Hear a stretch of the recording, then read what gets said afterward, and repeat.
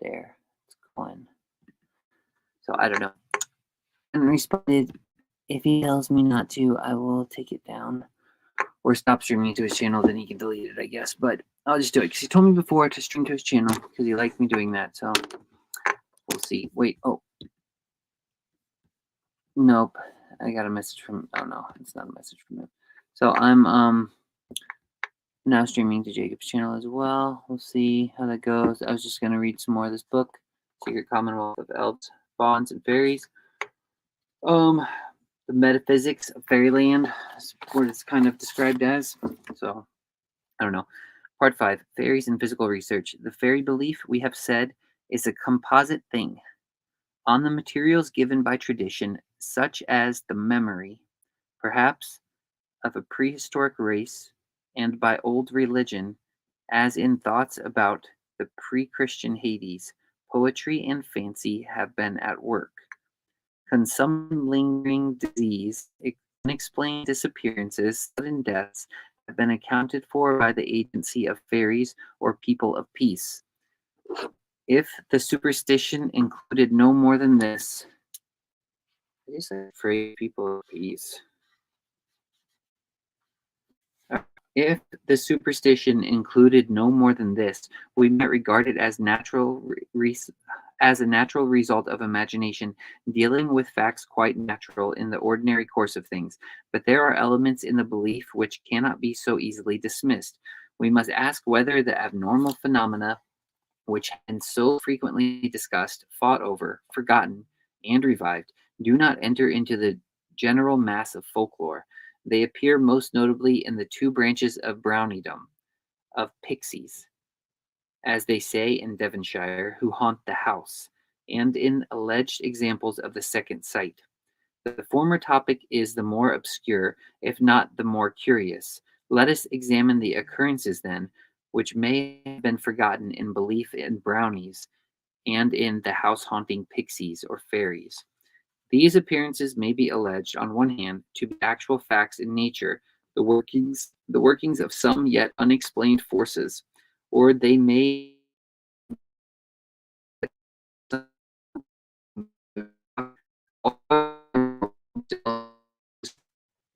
that form of imposture, again, may be wrought either by conscious agents or unconsciously and automatically by persons under the influence of somnambulism. I don't even know what that word is. Somnambulism. Somnambulism. Or finally, the phenomena may in various cases be due to any one of these three agencies, all of which may possibly be very causae. I don't know, it's Latin or something, as conscious imposture and trickery is certainly one vera causa. Conscience, imposture, and trickery is certainly one vera causa. In Mr. Cook's book, we meet the invisible wights which haunt houses, throw great stones, pieces of earth and wood at the inhabitants, but hurt them not at all. As we have said, Major 1518. So that's a name. I can't remember who that was. Major. I don't know. As we have said, we call these whites fauni or brobni, that is, brownies, and says that they thrash as much grain in one night as 20 men could do and throw stones about. The legend of their working was common in Scotland, and a correspondent says that in Devonshire the belief in pixies who set the house in order exists among the grandparents of the present generation, but the sportive is more common than the kindly aspect of brownies. That's interesting. The sportive is more common than the kindly aspect of brownies. Through history, we constantly find them causing objects to move without visible contact, and acting in sport like boons and drolls. In his letters on demonology, Scott gives instances where the buffoon or droll was detected and confessed that the rattlings of plates and movements of objects were caused by an apparatus of threads of horsehair. What? In his letters on demonology, Scott gives instances where the buffoon or droll was detected and confessed that the rattlings of plates and movements of objects were caused by an apparatus of threads or horsehair. An apparatus of threads or horsehair. Is that something like string theory? Like, what is he even talking about? No, that can't be. He also quotes the famous doings of the just devil of Woodstock in 1649, which so perplexed and discomfited the Cromwellian commissioners. He accounts for those annoyances by the confessions of Joe Collins of Oxford, quotations Funny Joe, which he quotes from Hone's Everyday Book, while Hone quotes from the British Magazine of 1747. But the writer in the British Magazine gives no references or authorities for the authenticity of Funny Joe's confessions, nor even for the existence of Joseph. Scott could not find his original in the pamphlets of the British Museum, and some of the statements attributed to Joe do not tally with the official account, and other contemporary documents collected in Sir Walter's Woodstock. Joe pretends, for example, to have been secretary to the commissioner under the name of Giles Sharp, but in the other accounts, the secretary is named Brown. A royalist brownie or poltergeist lies under shrewd suspicion, but Joe's own existence is unproved, and his alleged evidence is of no value. However, no sane person can dream of doubting that many a brownie has been as much in flesh and blood as the brownie of Bodspeck in Hogg's story. What on earth is he talking about? I have no idea what's going on. He accounts for those annoyances by the confessions of Joe Collins of Oxford, Funny Joe, which he quotes. So what is he saying? That no references or authorities for the authenticity of Funny Joe's confessions, nor even for the existence of Joseph. So are they saying that this guy is Funny Joe is actually a brownie that went by different names?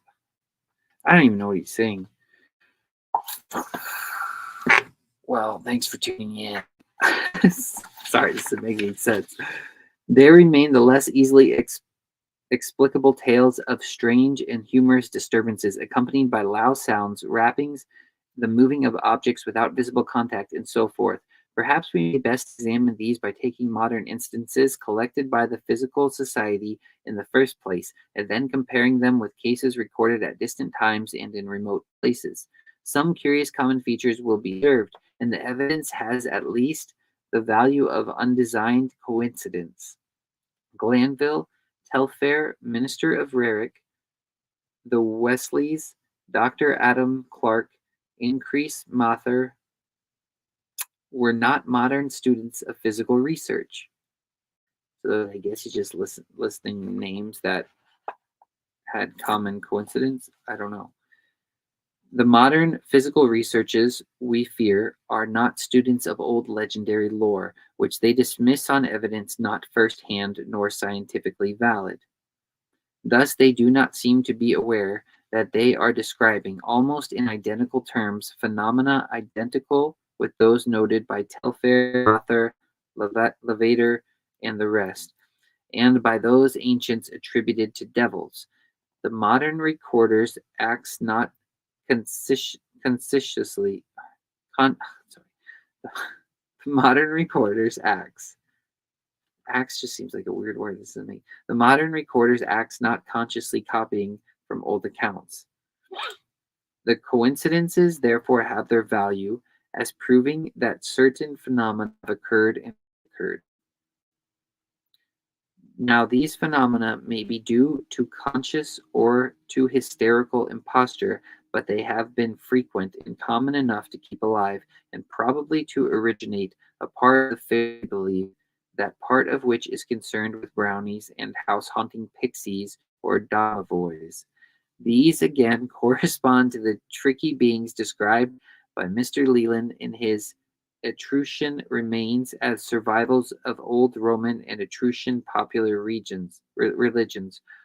while we find similar occurrences in the empire of the Incas not long after the Spanish conquest of Peru. Yikes. I don't know. I guess he's just talking about just for different historical accounts. If anyone wants to join, also, you're more than welcome to. If anything, if you hear anything that interests you, hop on in here.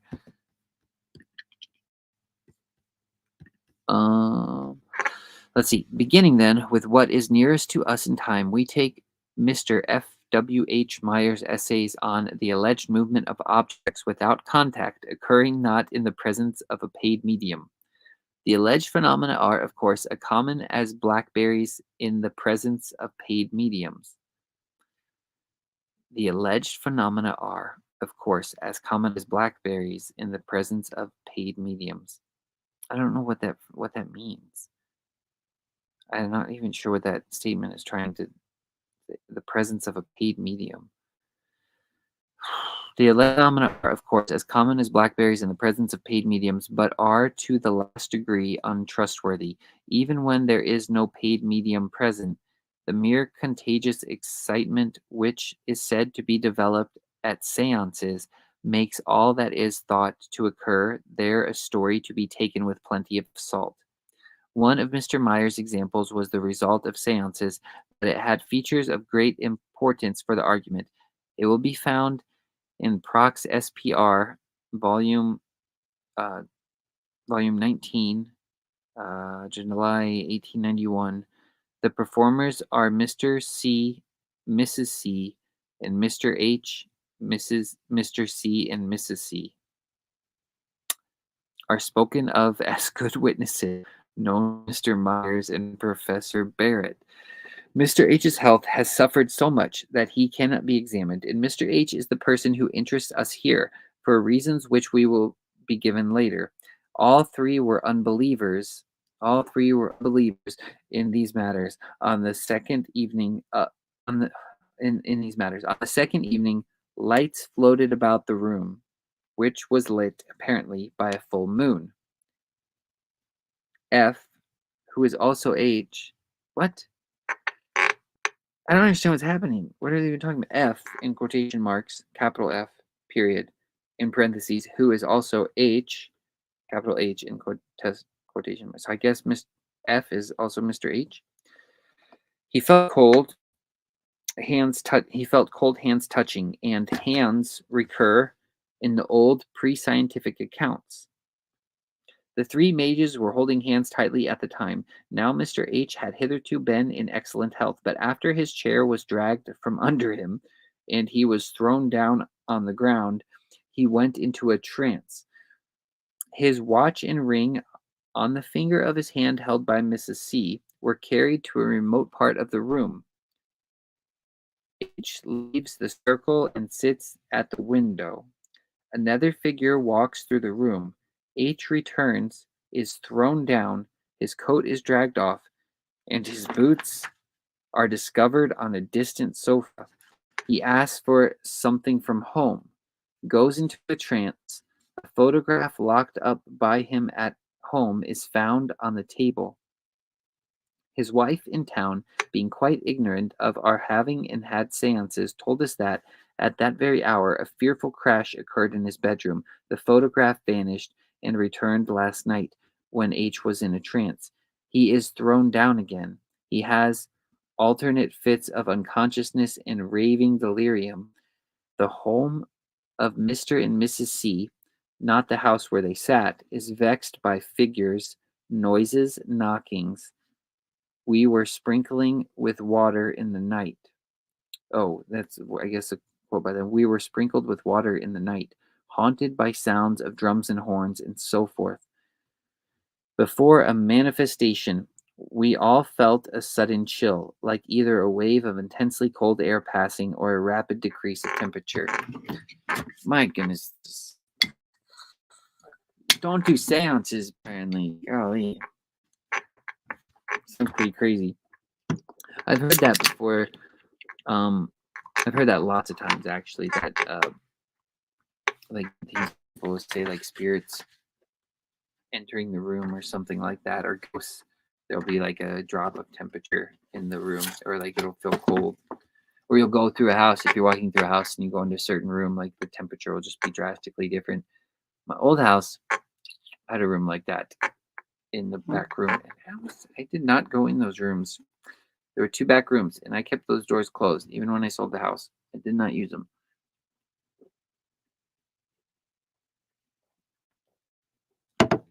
Sorry, I probably should have burned some sage in there, but they yeah, one of the rooms was, yeah, it was always colder though, and it felt awful.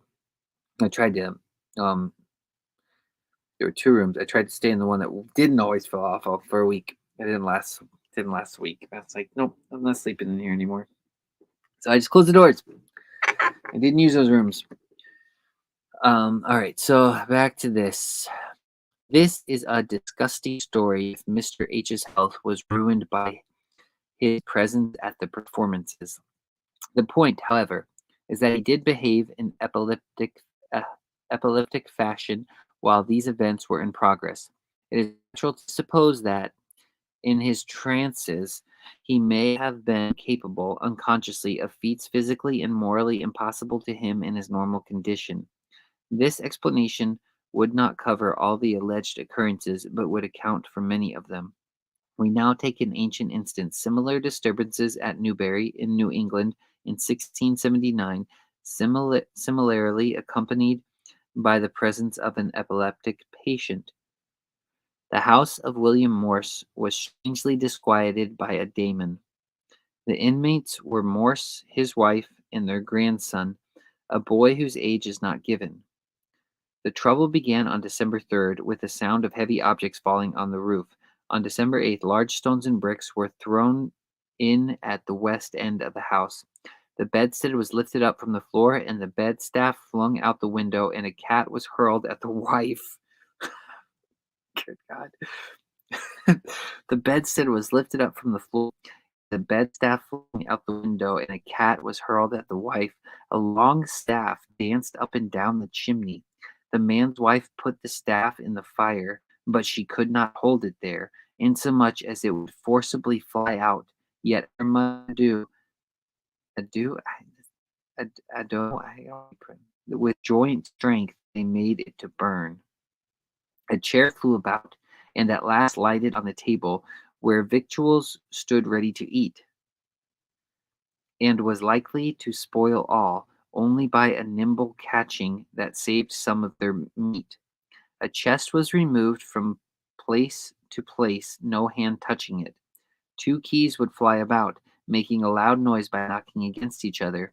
As they lay in bed with their little boy between them, a great stone from the floor of the loft was thrown upon the man's stomach, he turning it down upon the floor, it was once more thrown upon him. Good Lord. That sounds like an awful house to live in. On January 23rd, 1680, his inkhorn was taken away from him while he was writing. He was keeping a diary of these events, and when by all his seeking he could not find it, at last he saw it drop out of the air down by the fire. February 2nd, while he and his boy were eating of cheese, the pieces which he cut were wrested from them. But as for the boy, he was a great sufferer in these afflictions, for on the 18th of December he, sitting by his grandfather, was hurried into great motions. The man made him stand between his legs, but the chair danced up and down, and was like to have cast both man and boy into the fire, and the child was tossed about in such a manner as that they feared his brains would have been beaten out. Oh my gosh. Holy cow. That's crazy. Um, yeah, golly. All these contortions of the boy were apparently what M. Charcot calls clownisms. This got a note and it says disease of the nervous system. It's got some reference, London, 1890. Um, when taken to a doctor's house, the boy was free of disturbances, which returned with his return home. He barked like a dog, clucked like a hen, talked nonsense about Powell, who pinned him. While he was in bed with the old people, a pot with its contents was thrown upon them. I don't know what that means. While he was in bed with the old people, this is in quotations, a pot with its contents was thrown upon them. They were clutched by hands, like Mr. and Mrs. C. Once a voice was heard singing, "Revenge, revenge is sweet." What? Oh my gosh. It's terrifying. Once a voice was heard singing, "Revenge, revenge is sweet." Finally, a mate of ship came, declaring that the grandmother was not rightly suspected as a witch, and offered, if he were left alone with the boy, to cure him. The mate came next day betimes, and the boy was with him till night, since which time his house, more saith, has not been molested with evil spirits. Shoo. Probably the mate used a rope's end. The boy was more speedily cured than Mr. H. What does that even mean? I don't understand what's happening. Probably the mate used a rope's end. Then it's got a colon. The boy was more speedily cured than Mr. H. The mate came next day betimes, and the boy was with him till night, since which time his house, more saith, has not been molested with evil spirits. I don't understand. What is that implying, that he killed the boy? Probably the mate used a rope's end. What does that even mean? If anyone wants to join, you're more than welcome. It looks like some people were watching for a little bit, and then they dropped off. But yeah, I'll keep reading because people can always listen back later. I can listen back later. Sorry if this isn't making sense to me. Hopefully, it's making sense to other people.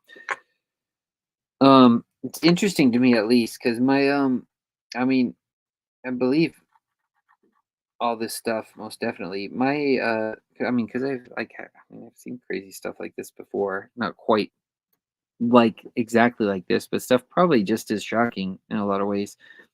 Personally, and my dad actually has a lot of stories in the house they grew up in. Um, they had a lot of crazy stuff happening, like poltergeist activity, sort of. Um, and then finally, was kind of I think it was kind of the last straw was the curtain set on fire. They had the master bedroom where like my grandmother and my grandfather, my dad's parents were there, and above their bed there was like curtains that went up and like over their bedstead, and the curtains just lit on fire. They said they lit on fire like on one end, and the fire burnt up, and then one burned across, and then burnt down the curtains, and like didn't burn anything else. Really weird stuff. The phenomena are those of droll or buffooning wights, as Kirk said, and no man can doubt that the boy was at the bottom of the whole affair. But whether he was capable, when well in conscience, of such diversions is another question. Children like him produced the famous witch mania in New England.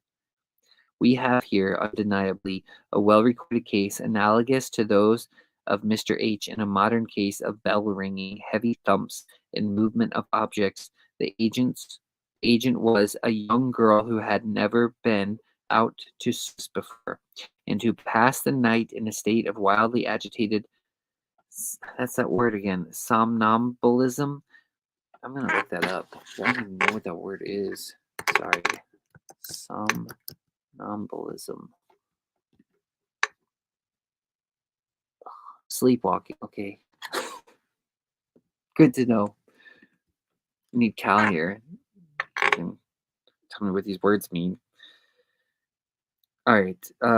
In the past night, in a state of wildly agitated sleepwalking, repeating the whole of the service for the day.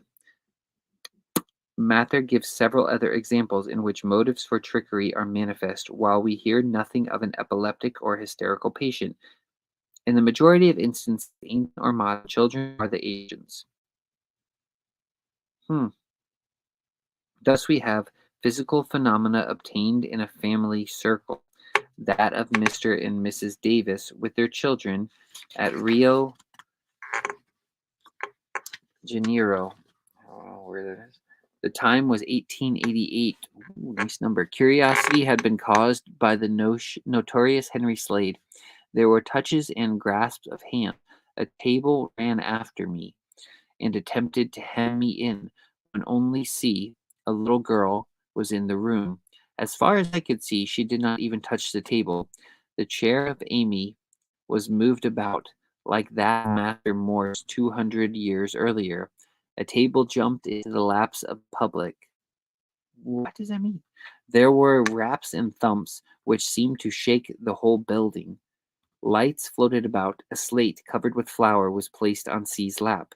Her hands lay on the table. Marks of fingers came on the flour, and, in answer to request, the mark of a naked baby foot.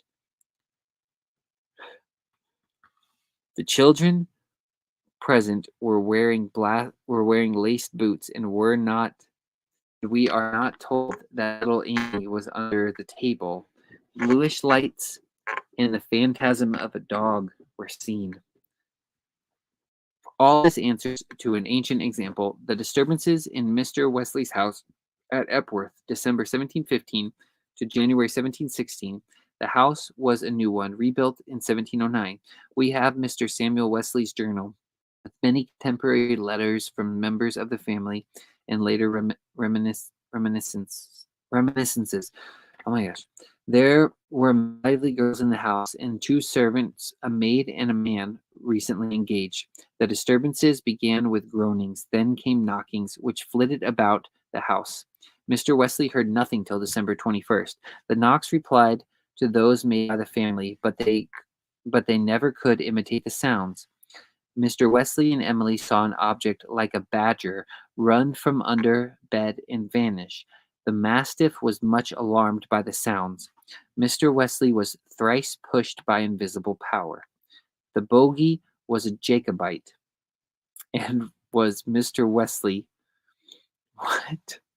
Mr. Wesley was for King George. Okay. The bogey was a Jacobite, as was Mr. Wesley, Mr. Wesley was for King George. Like, what does the sentence even mean?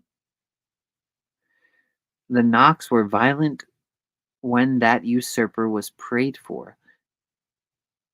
Is that why he calls him a Jacobite? Because usurper? Because Jacob takes the heel of his brother? I don't understand why he's using that term. The knocks were violent when that usurper was prayed for. They did not try praying for King James. Robin, the servant, saw a hand-mill work violently. Not vexed me, but that it was empty, I thought.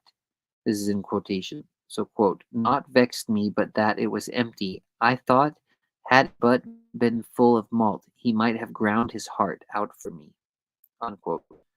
But this was a jocose, not an industrious devil. Like, what are all these terms? I love hearing these terms, but I don't know what they mean. Jocose, Jocose. I'll Google that one too. Joc. Well, either way, I'm fun doing this. Full or humorous. So I guess it's a jocose illusion. So, were they saying the spirit is just like joking and not an industrious devil? Robin called it Old Jeffrey, after a gentleman lately dead. The family called it Jeffrey, unless one name is a mere misspelling. It seemed to sweep after Nancy Wesley when she swept the chambers. She thought he might have done it for her and saved her the trouble. That's in quotes. Quote, she thought he might have done it for her and saved her the trouble. End quote. Mrs. Wesley concealed the matter from her husband, quote, lest he should fancy it was against his own death. End quote. Okay. This belief in noises foretelling death is very common.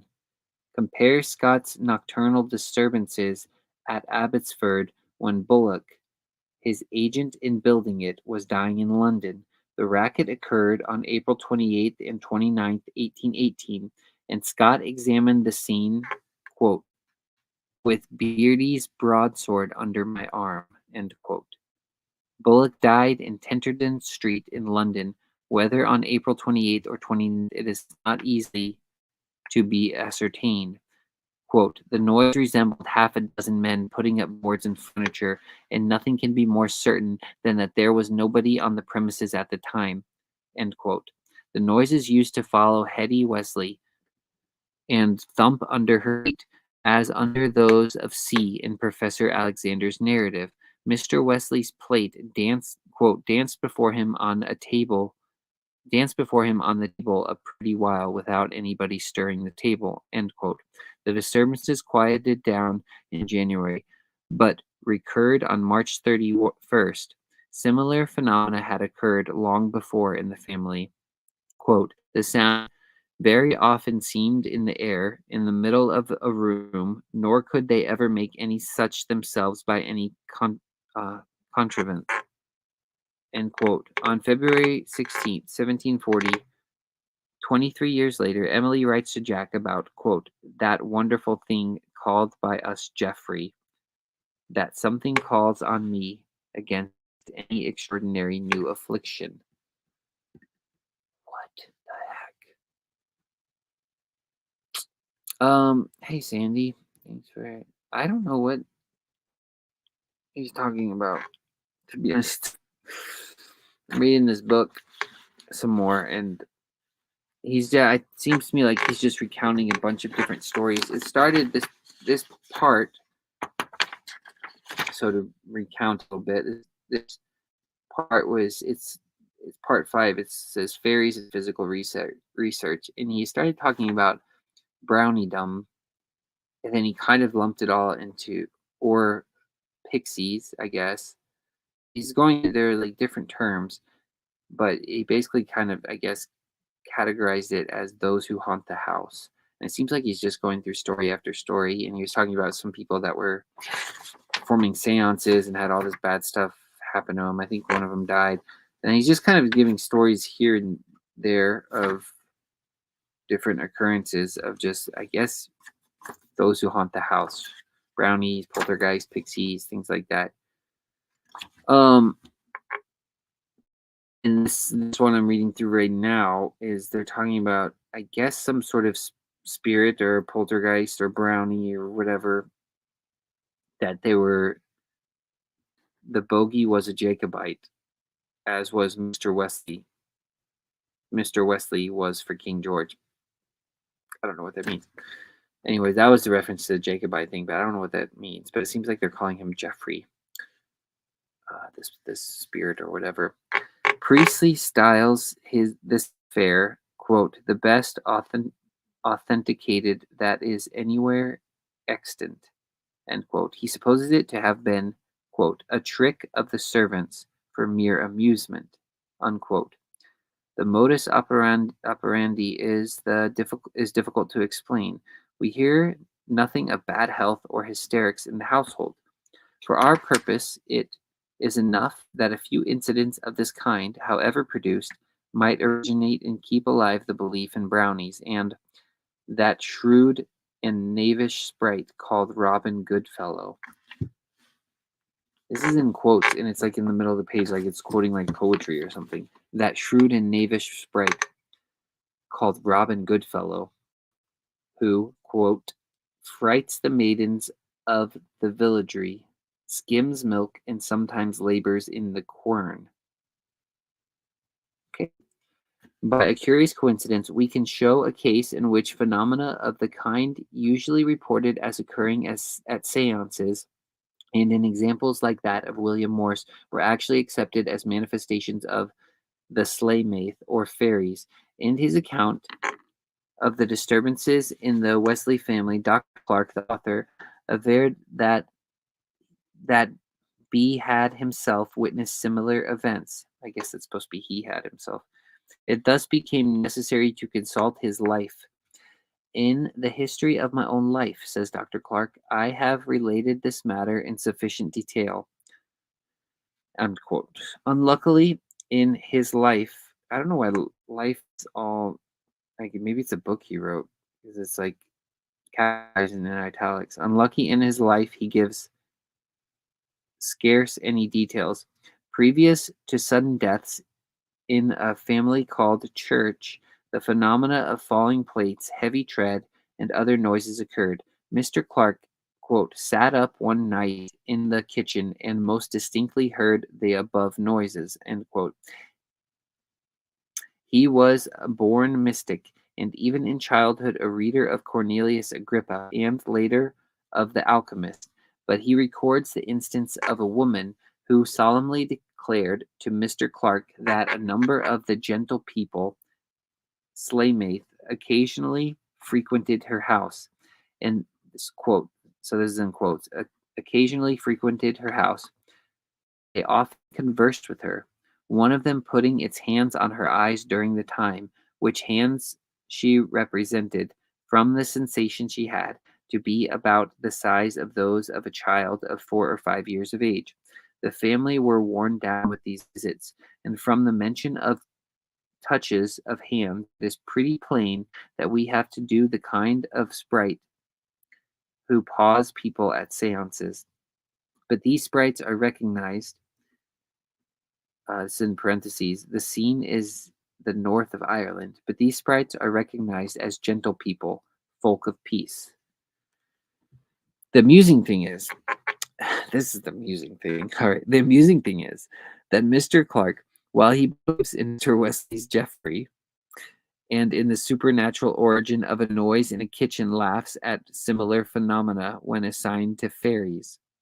That is kind of amusing, I guess. The amusing thing is that Mr. Clark, while he believes in Mr. Wesley Jeffrey and in the supernatural origin of a noise in the kitchen, he laughs at similar phenomena when it is assigned to fairies. It is a mere difference of terminology. Yeah, we do that a lot. Just semantics, yes.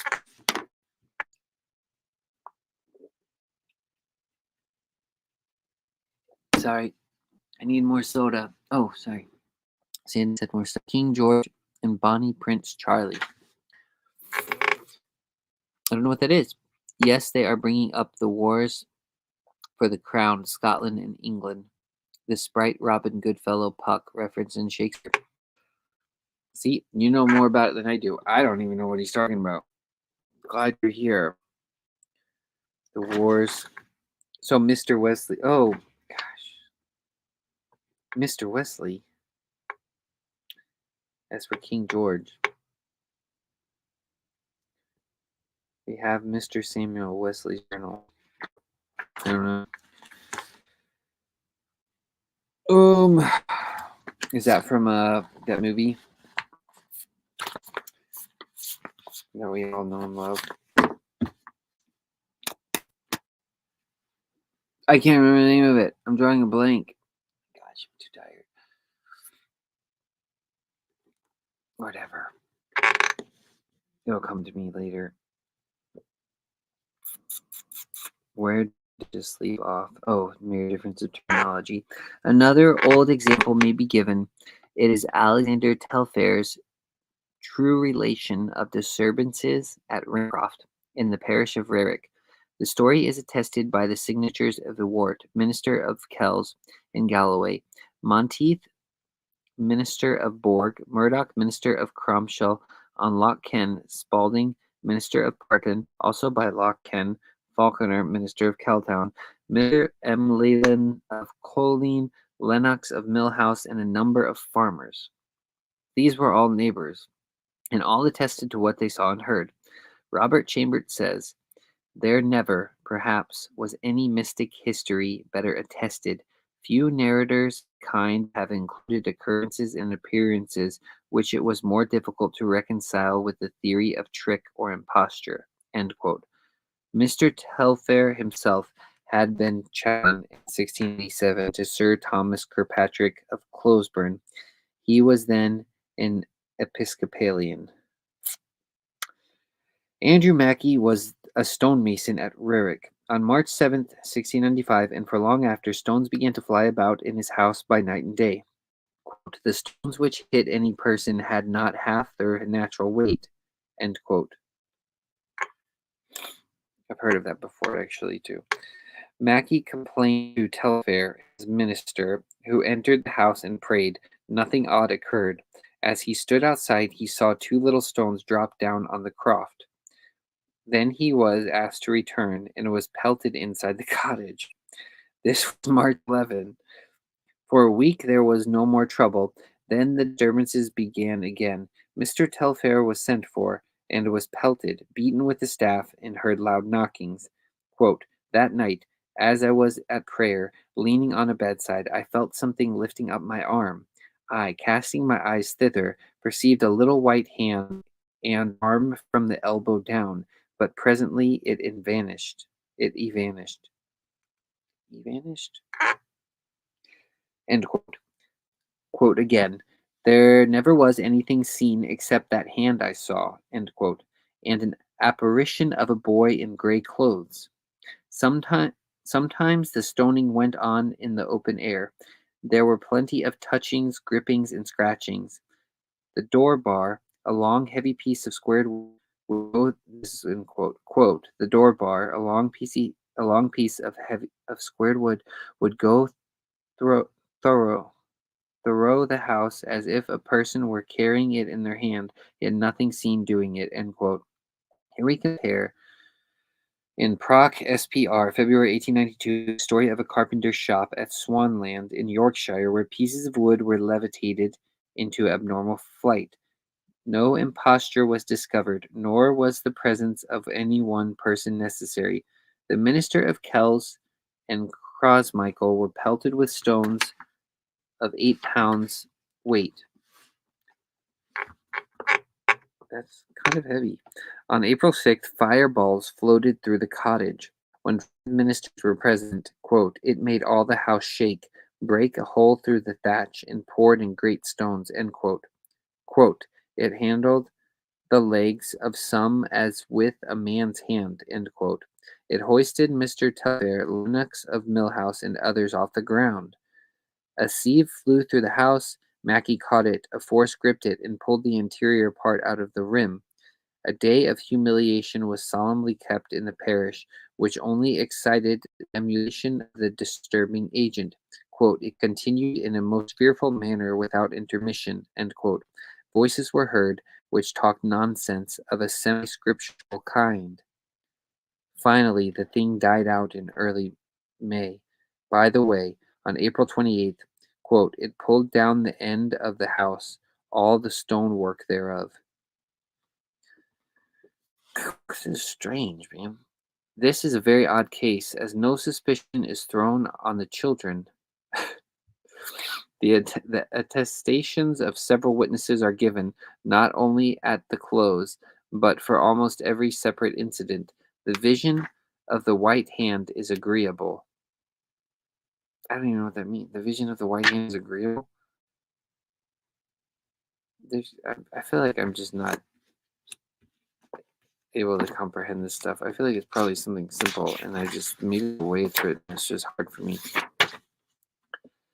The Devil of Glenluce in Galloway was published by Sinclair in his Hydrostatics, of all places, in 1672, and again in Satan's Invisible World by Glanville in Sadducism's Triumphatus. These are all books. In his affair, a boy called Thomas, a son of the unlucky householder, was clearly the agent. The phenomena were stone throwing, beating with sticks, levitation of a plate, and a great deal of voices, probably uttered by the aforesaid Thomas. The synod ordered a day of humiliation, 1655 through 56. The affair of the Drummer of Tedworth, 1661, is, or ought to be, too well known for quotation. The troubles began after Mr. Mompesson seized the drum of a vagrant musician. In the presence of a clergyman, chairs walked about the room of themselves. A bedstaff was thrown at the minister so favorably that a lock of wool could not have fallen more softly. End quote. The children, as usual, were especially haunted. A jingling of money was common, as it also was at Epworth. Lights wandered about the house, quote, blue and glimmering, end quote. The noise was persistent in the woodwork of the children's beds, while their hands were outside. The knocks answered knocks made by visitors. There were divers other marvels. Oh, there were diverse other marvels. The drummer was suspected, but consciously or not, the children were probably the agents. They seemed to have been in their usual health. In That's just weird. Why is that? I don't know. In Galashiel's date not given, loud knocks on the floor accompanied a hystero-epileptic girl wherever she sat. In bed, her body was, quote, her body was so lifted up that many strong men were not able to keep it down, end quote. The minister, who would make nothing of her, was Mr. Wilkie. The girl was Margaret Wilson. This little parcel of strange stories may suffice to show that part of the fairy belief based on such incidents as still occur, or are reported to occur, just in the old fashion. It is for psychologists and physicians to ascertain how far, if at all, the incidents are produced by hysterical or epileptic or sleepwalking patients. Common forthright trickery is usually detected in paid mediums, but the trickery simulates real events or continues an old tradition form of impostor. The moral that parents should not allow their children to be present at seances hardly needs enforcing. Some of them may escape unharmed, but frightful injuries may be inflicted on health and on character. It's got a note here. Let's see. The phenomena discussed are most frequently connected with children who may be regarded either as mediums or impostors, conscious or unconscious.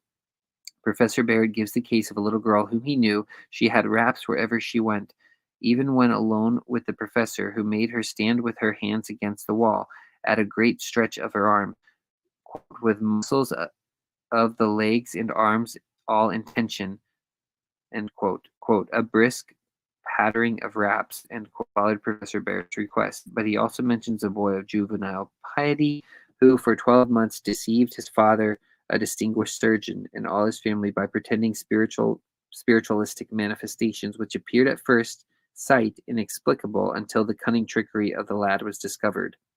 The only difference between these cases is that an outsider discovered trickery in one instance and not in another. This is the very ticklish kind of certainty, and it is plain that children can do a great deal in the way of mere impostor. The state of any young Wesley who might have been caught out is unenviable. Verily, Mr. Wesley could not have spared for his crime. I don't know. See, I don't even understand the notes. It's not helpful. Mr. Wesley, let's see. Mr. Wesley was a Jacobite. If so, he was for Prince Charlie to take the throne in Scotland. Yeah, maybe. I think he was using the term Jacobite as instead of like. It seemed like he was using it interchangeably with like a usurper, like how Jacob in the Bible kind of usurps the firstborn status of Esau. It seemed like he was kind of doing that. Heck, an essay of, you know, I'm still in the introduction. I'm not even to. I don't even think I'm to Robert Kirk's. No, I'm not even to his thing yet. I'm still just trying to get through the introduction of this. It's cumbersome, and I'm sorry to all you who have listened. Like it's like a freaking like six chapter introduction. Like what the heck is going on? I was wondering because I'm like supposedly Robert Kirk was like I think it said 1600s or something was when he died. And then it's referencing all stuff in from like the 1800s. So I was like, how is this possible? But then I looked and I'm like, oh, I'm still in the introduction. But I only have 1, 2, 3, 4 pages. Little fly in here of the introduction left, and then it begins. So maybe I'll just read to there. And this, I've already been going almost an hour. Anyway, all right. So maybe I'll do that and then just stop. I don't know.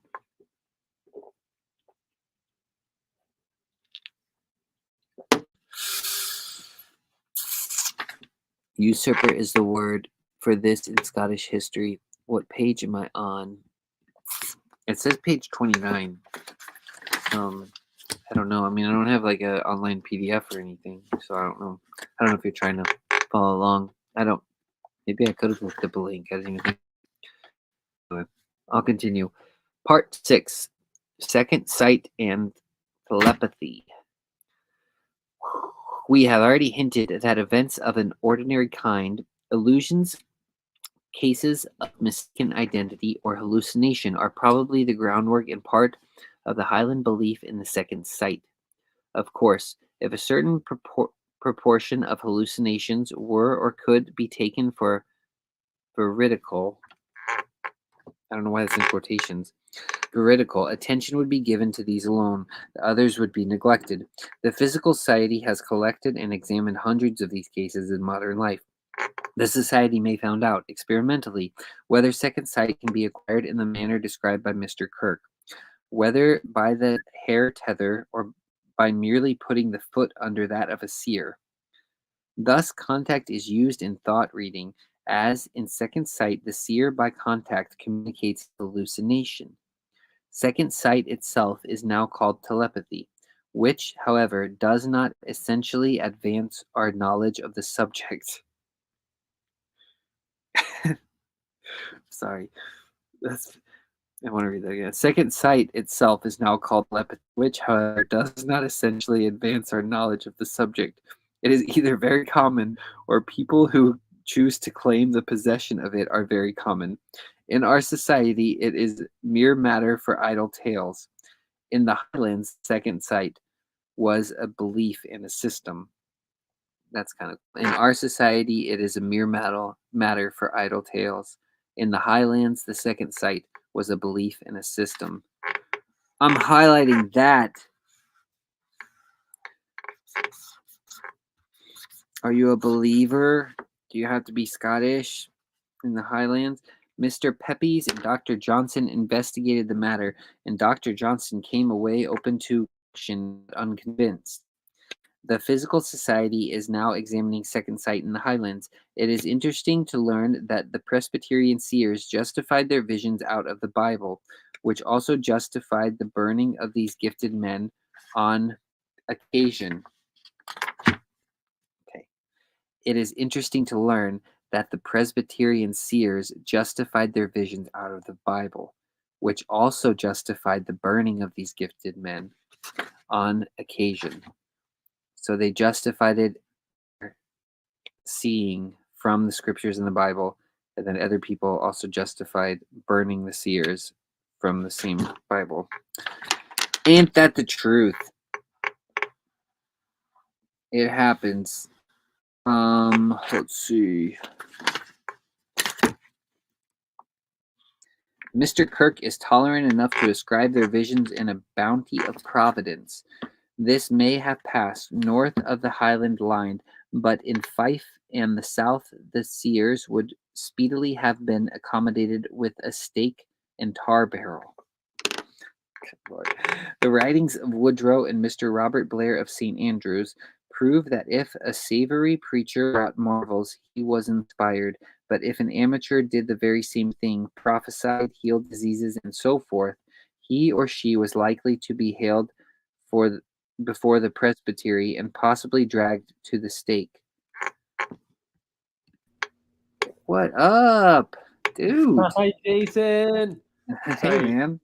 I don't want to interrupt you. No, you're good. I love the melon hat. This thing's amazing. I don't even know what you're up to besides reading, right? Yeah, I've just been reading for like an hour. I've been reading this book about the fairies, the secret Commonwealth of Elves, Fauns, and Fairies. Yeah. Yep. I'm almost to the introduction. It hurts. I would love to listen. I just wanted to join you. I saw you were alone. So Oh, well, thanks, man. That's comforting. Yeah. yeah. Well, how's your day been? It's been good. I'm just planting little mustard Nice. plants. So Sweet. it's time to up pot everything. So there's just a lot to do. Yeah. And I'm staying up late most nights trying to get some stuff done. And I tried calling my buddy Aiden, and he's across the country, and they're about to sit down for dinner. So I was like, hey, I'll hop on with Jason. Well, thanks. Thanks, man. I'm glad you're here. Yeah, I wish I was there to help you do something. I need some more like chores to do. As you see, I've been on the internet too much today. Are you still on the road? No, I'm back. I was actually talking to my dad today because I was like, because with my job, it's like it's been so slow. And it seems like it keeps kind of getting slower. And Yeah, it's kind of nice because it's like especially when I'm doing stuff like with my sister's ministry or when I'm traveling or if I'm in India and we're getting ready to go to Africa, like I leave on Tuesday. It's like in less than a week. Yeah. And so I'll be over there. So it'll be nice because it's like, well, I can work remotely. I can do like just a little bit of work per day. And then I probably won't be spending as much because I'll be over there, like, and then, but so it's nice when that's the case. But then, like, while I'm at home, it's like, I want to travel in the RV. It's like, I can't afford it now because I can't afford the gas. And so I've just been, once I got back here, I drove back up from Florida. I've just been parked at my parents' house. And then I've been just kind of chilling. And that's the thing. I was talking to my dad because I was debating on, I was like, I don't mind looking for a second job. It's just like, it's hard to, I don't really know what to do because it's like I have to ask for so much time off because I have all these trips. yeah. Like I'm going to Africa for 2 weeks, and then I'm going to India for 2 weeks, and then I'm supposed to go to Honduras, and then I'm supposed to go back to India, and I'm like, that's just this year. Like what job? Like who's gonna hire me to train me so I could just like leave them half the time? You need so I'm like super ultra convenient mobile jobs that you can do from anywhere in the world or something like that.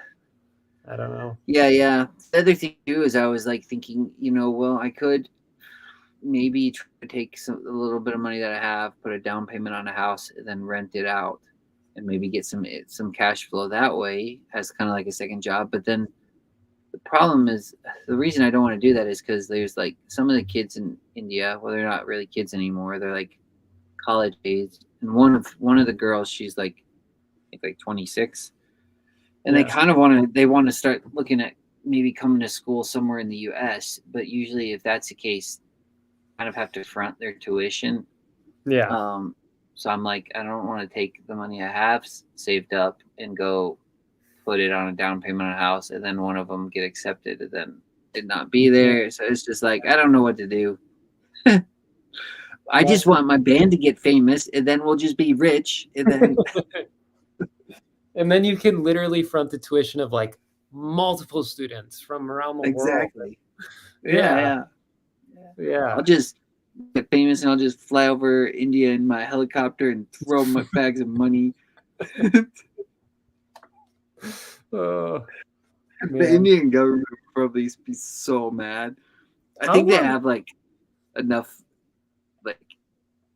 pride in their own government that they'd probably be mad if some rich American was just throwing money out or something. They'd like, we don't need you. You think we need your money? Yeah, right. Get out of here. Yeah. Well, how long have you been? Okay, I don't want to distract from the conversation. You've got comments. No, it's okay. I only got a little bit more, and we can finish that. Or I can finish that after you go. It won't take me long. It's only like maybe 15 minutes. I was only gonna. My only question was like, how long have you been doing like missions like that? Since my dog died. Yeah. 2019. Yeah, that's the only. I didn't do any missions before that. I never even wanted to. A lot of times, I remember being kind of freaking. I guess maybe I wasn't resentful. That's not the right word. I guess hardened against missions because I'd just be like, people raise money and then they just go on vacation. Some of them kind of end up being that way, like if you're honest, and they don't even get planned that way. Like it's just like you go there. It's always unexpected what you go there to do. And so I've gone some places and we get there and we're like, the stuff we planned is not available or it gets canceled or something, and then you're like, well, what do we do now? Yeah. So yeah, I never really like all the missions trips, like growing up in church, I just wouldn't go on them because I'd just be like, I never felt like I should. And then I was like, I don't want to take anybody's money if I don't feel like I should go. And Sure. so I never did it. Then this one to Africa, I think will be the first one that I'm not paying for, because my sister said she wanted to cover it. Like I guess I think my grandfather donated some money and stuff, and so she said That's she cool. just wanted to use that money. Yeah. Yeah. So, which is nice because I don't even, dude, even just getting the freaking vaccine was like $350. It's insane, and I had to get it like because it's yellow fever or something, like you can't get in there without it. So otherwise, I just take my chances. Just be like, let's just roll the dice, see what happens. Yeah. Where can I ask where you're going to be in Africa in the next like couple weeks? Uganda. Nice. You've been though, right? You've been to where in Africa? I was only in South Africa. It was Mavusa, so it's like right on the border of Mozambique and South Africa. So gotcha. I've heard of that. Nice. Yeah, it was basically with my school, they had a garden on campus that was like a sister garden to what was happening in Mavusa, and it was a globalization and localization undergrad course and philosophy. So it was like it was bizarre trying to, like, it wasn't like a missions trip, but it was because it was at a evangelical like Christian university that this took place through. So I'm listening. I'm just gonna pee outside the door. No, you should. Did you say pee? It's just you. Yeah. Oh, nice. I'll mute myself. Don't worry. Dude, I should tell you, my son is my son's potty trained as of this week. Oh yeah, you muted yourself. But I'm very proud of him. Dude, yeah, the congratulations. Did he use the book? Once Upon a Potty? No book, just like the just persuasion, I suppose. Persuasion. Yeah, Nice. The Art of Persuasion, and he just feels. Were there stickers involved? Well, there was Tootsie Rolls, but he actually choked on a Tootsie Roll. The first time he ever pooped on the toilet, he was so excited. I gave him a Tootsie Roll, a turd treat. That's what I call him, as a turd treat. Yeah. So I give him the turd treat, and he's jumping on the couch up and down, and he actually, for the first time, like legitimately started choking on a Tootsie Roll, and it freaked me out. I had to. My wife was closer to him than I did, and she grabbed him and like immediately had him on his stomach and like pushing this. It was super scary. Yeah. So maybe no more Tootsie Rolls for a while. Like, I don't want to deprive him of Tootsie Rolls for the rest of his life, but yeah, you don't want to be like Luke Thompson. Don't be like that, Luke. Yeah, dude. Like, I get it. Tootsie Rolls are bad, bro. Like, they are good, but so is every sugar. What a way to, like, that would be such a terrible way to go. Like, if you died chewing on a Tootsie Roll. Yeah, dude, I don't. It doesn't. It's morbid. Of all the candies, I'm a turd treat. I know. like you're celebrating one of like your true accomplishments in life, because like I feel like that is honestly, I mean, it's very civilized, so it's like how much do you want to reward just like becoming Yeah. more civilized?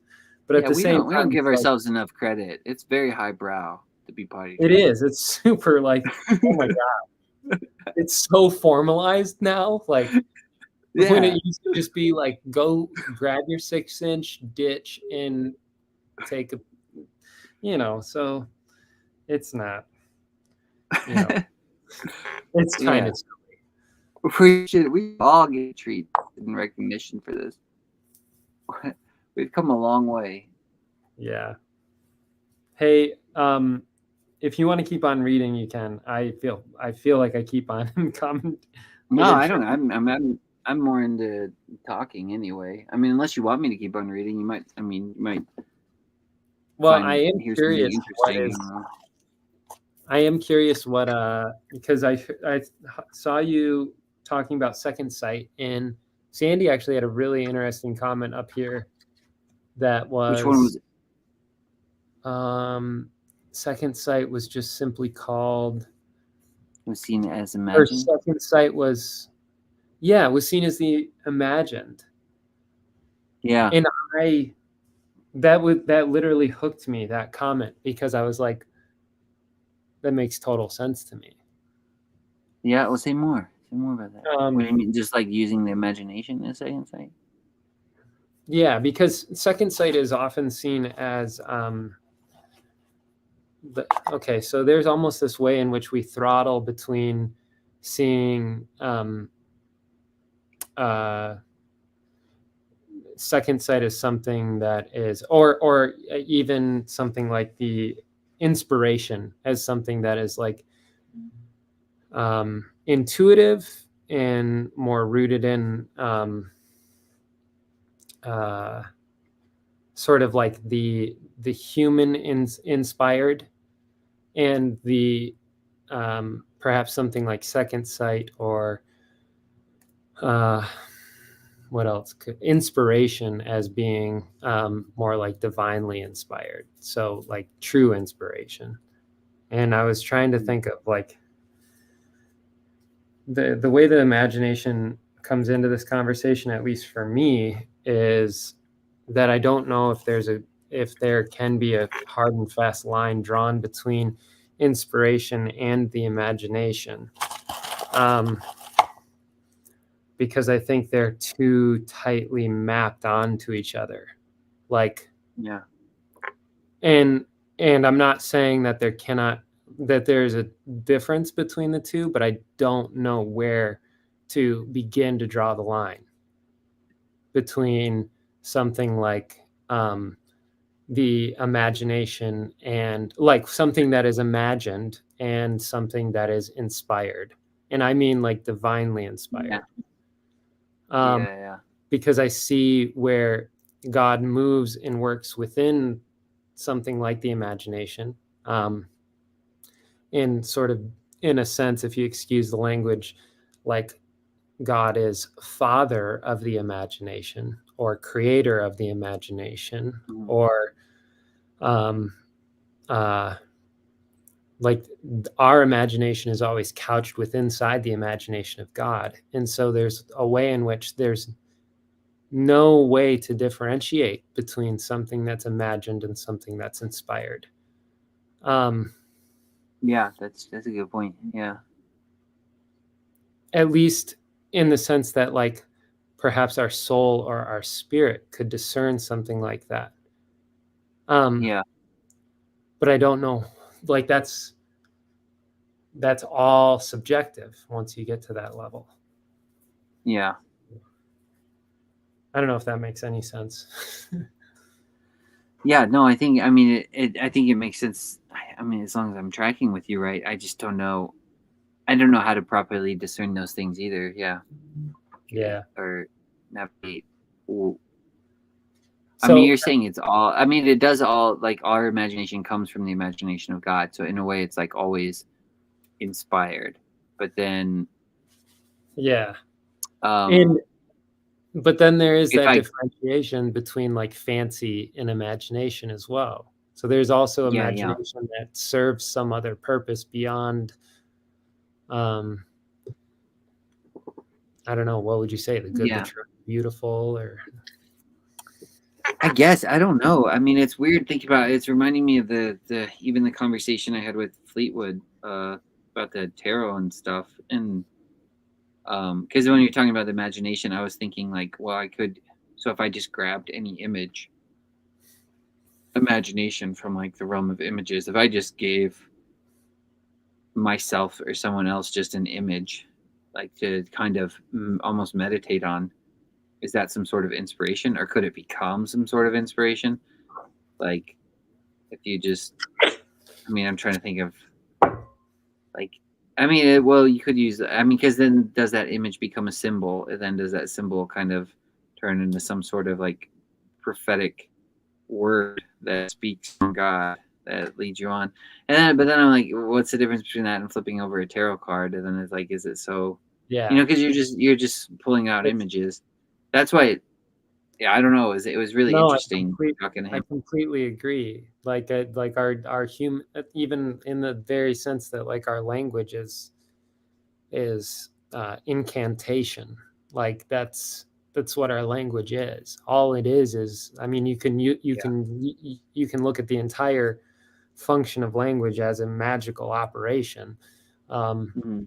and it likely is to a, to the degree that you allow that kind of language um, in its ambiguity to cover the whole spectrum. Like that's Yeah.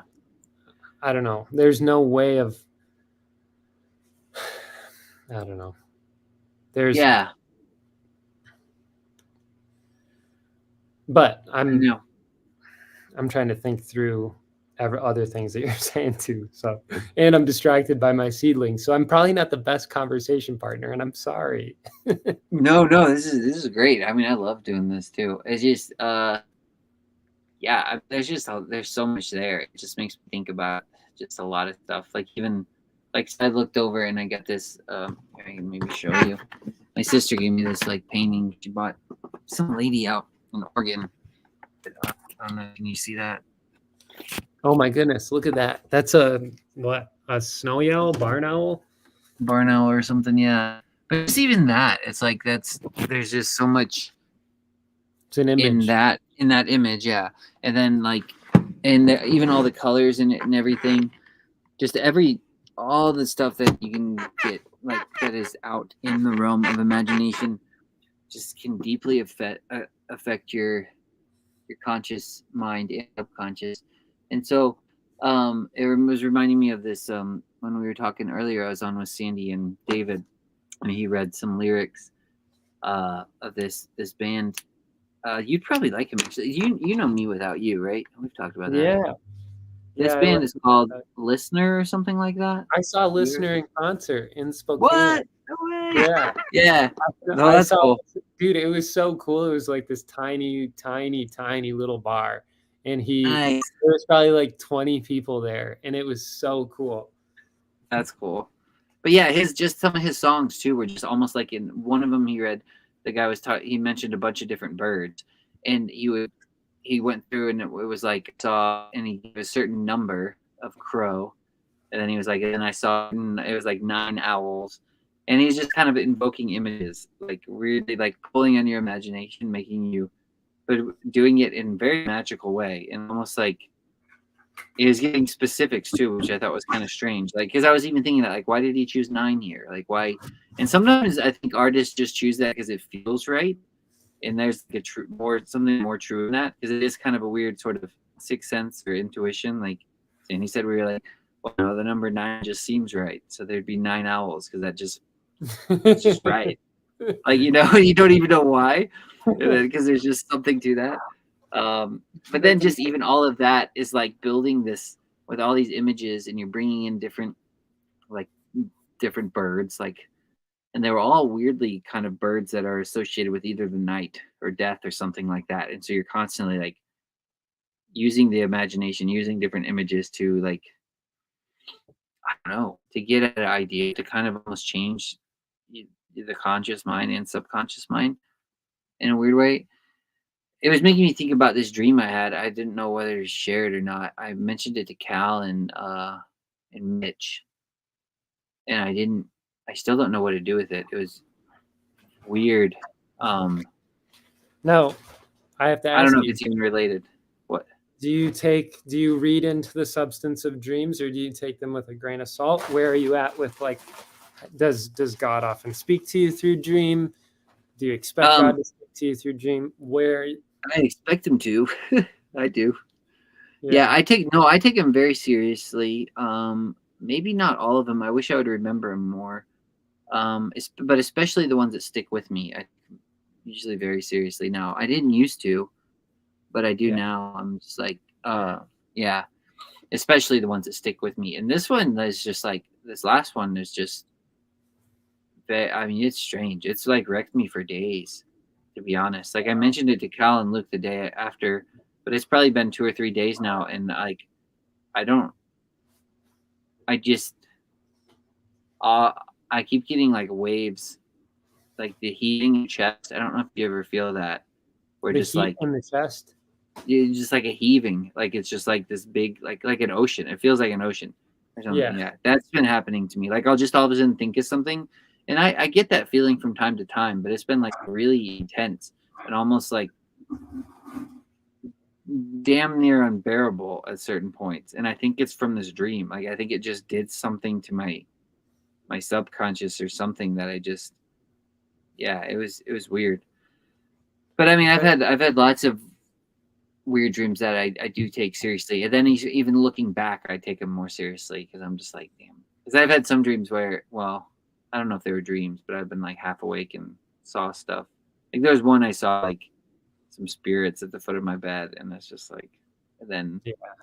where you're half awake, and then like 6 months later, you look back and you're like, oh, all that shit I went through for the past 6 months may have had something to do with that weird spirit that appeared at the foot of my bed and then vanished. It's like, did I just go through some crazy initiation? I don't know. Yeah, maybe, dude. I think oftentimes these things enter us long before, like before we even know it, they become a part of us. Like before we Yeah, even recognize what happens. Rilke yeah, Rilke speaks to that, in even in regard to like sadnesses. And I don't know if, like, even what you described to me reminded me of the word reverence, like the weight that you felt, yeah, or like the gravity that you feel in regards to this dream, the weight that comes over you, that felt sense of like almost take your breath being taken away just by the thought of something. um yeah, like I had a lot of that in my own experiences in some of the most fragile times of my life, where it was like almost overwhelming, where mhm, it struck you so deeply and the meaning was so um, like I didn't even know it was happening to me, but I mhm, was yeah, something had entered me, and it was changing the way that I was thinking about all of reality, yeah, and it was like while laying in a hammock reading a novel and like chain smoking cigarettes or something like that, and then all yeah, of a sudden somebody says something in that novel that resonates with one of the deepest truths that deep, like is yeah, or what have you. But anyways, that a lot of that happened at a time where, like, I don't always have that, and that sensibility with me. But when I know it returns, like for instance, for you in that dream, it's like it's not something you ignore. yeah, Yeah. yeah. I don't. Yeah, I definitely don't ignore them. I used to. I mean, I think for a long time, well, for a long time, I felt like I just didn't dream. And I hear a lot of people say that too. They'll say I don't dream, and I usually will say, well, just start writing them down. Because once I started doing that, I started dreaming again. And I need to do more of that because when I was writing them down, I started dreaming every night. Yeah. Yeah. And was that when you, do you know like what time of your life that was? I can probably, that was probably like 2018, maybe 2017, somewhere around there. I started doing that, writing Got those down. And then I started dreaming a lot. And then I'm almost every night, like almost every time I would ask for it. Like it was almost like you're invoking Morpheus or something. Because I'd just be like, I remember I'd lay down in bed and I'd be like, I'd like to have some, just kind of go to the bed with that thought, like, man, I'd love to have some dreams tonight. And then if you're actually diligent to wake up and write them down, you'll just keep getting more and more, and they'll get more and more specific. And I remember, like, because I would just wake up and talk into my phone, like voice to text, and Wow.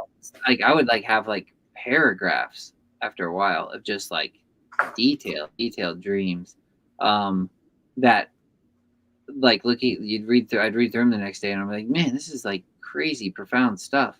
But I don't think there was any time where I didn't want to write them down. Like I would wake up in the night and I never wanted to. Like every single time it was like, this is the hardest thing. I can't speak right now. Like I'm not even writing, I'm just trying to talk in my phone. And every single time they just felt, The they felt worst. frivolous. Yeah, they would just seem like pointless. Like I remember I'd wake up and think, this dream doesn't mean anything. I don't need to write this down, but I'd make myself do it. And then I'd read it the next day and be like, oh my gosh, this is crazy. Like why would I think this is, like why would I like dismiss this? And then Yeah. there's been other times, plenty of times where I think in my head, oh man, this dream is so good and so profound. I'm not going to forget this. There's no way I'll forget this. And then you wake up and you didn't write it down and it's gone. And you just can't. But yeah. Yeah. There. Have you always like reverenced dreams, or did you for a while not? No, I would say that still, even to this day, I I have dreams, but I don't spend the time or put in the energy to even remember them. And oftentimes the dreams that I do remember are like, they feel like they're the meaningless ones. They're like the ones that probably have to do with some kind of like insecurity or trauma. And I mean, those are the ones that get uh, that's probably something to pay closer attention to be honest. But uh, they also are annoying to me because it's like Yeah. I know those things exist already, and I'm already trying to work through them, and it's like, uh, and it's like, why are you still rearing your ugly head in my dream space? Get out of here! This is supposed to be for like better things. That's interesting. I don't think. Well, it's interesting because like you find them annoying and they come up like almost like your subconscious is trying to tell you stuff. Yeah, I feel like I've had dreams in the past, but they were maybe more like haunting ones. I don't think I have a dream that annoys me at all anymore. Like even nightmares, I freaking love them. I just like I love just being in dreams. I love it. yeah, Because I think the reason I like nightmares is because I feel like I still feel like they're messages from God, like there's some sort of warning or something. But I can yeah. see how ones about your character would be obnoxious. Yeah, that's probably what they are. Is mostly about my character. But yeah, I no, I hear you. I don't. I guess I'm like, yeah. I don't know. I don't. I maybe perhaps I don't view every dream as like a gift in the way that I should. You know, um, because oftentimes we view our unconscious, and this is probably a modernist sort of like understanding of the unconscious, I should say, not consciousness, but the unconscious, as Yeah, being like a place of um,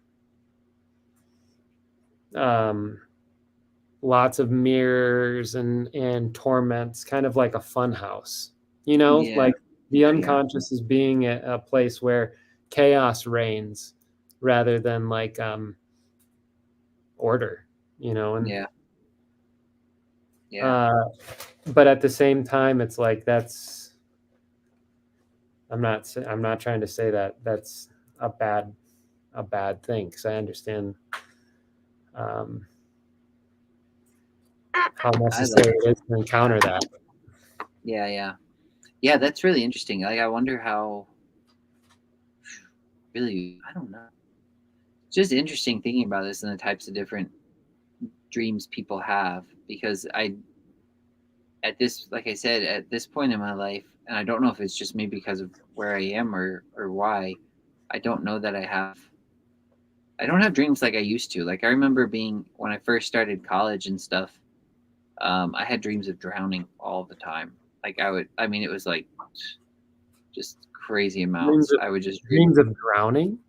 drowning. Yeah, I would drown. Wow. Like, it was freaking awful. And now, like, and I don't think I had a fear of drowning until I started having those dreams, and then and then yeah, I don't know when they stopped, but they stopped. And I mean, I haven't had any since I lived in Knoxville, I don't think, which has been, I mean, and it's crazy. And then, so what's even weird, I mean, well, even last like, well, not last night, but the dream I mentioned that I had the other night was all like, I was just in the sea. I was in the ocean and stuff, and I was underwater for a lot of it too, but like none of it was drowning. Like, I wasn't drowning at all. It was just like, all I can describe it was just peace, perfect, perfect peace. And I think it was maybe a lot related to death.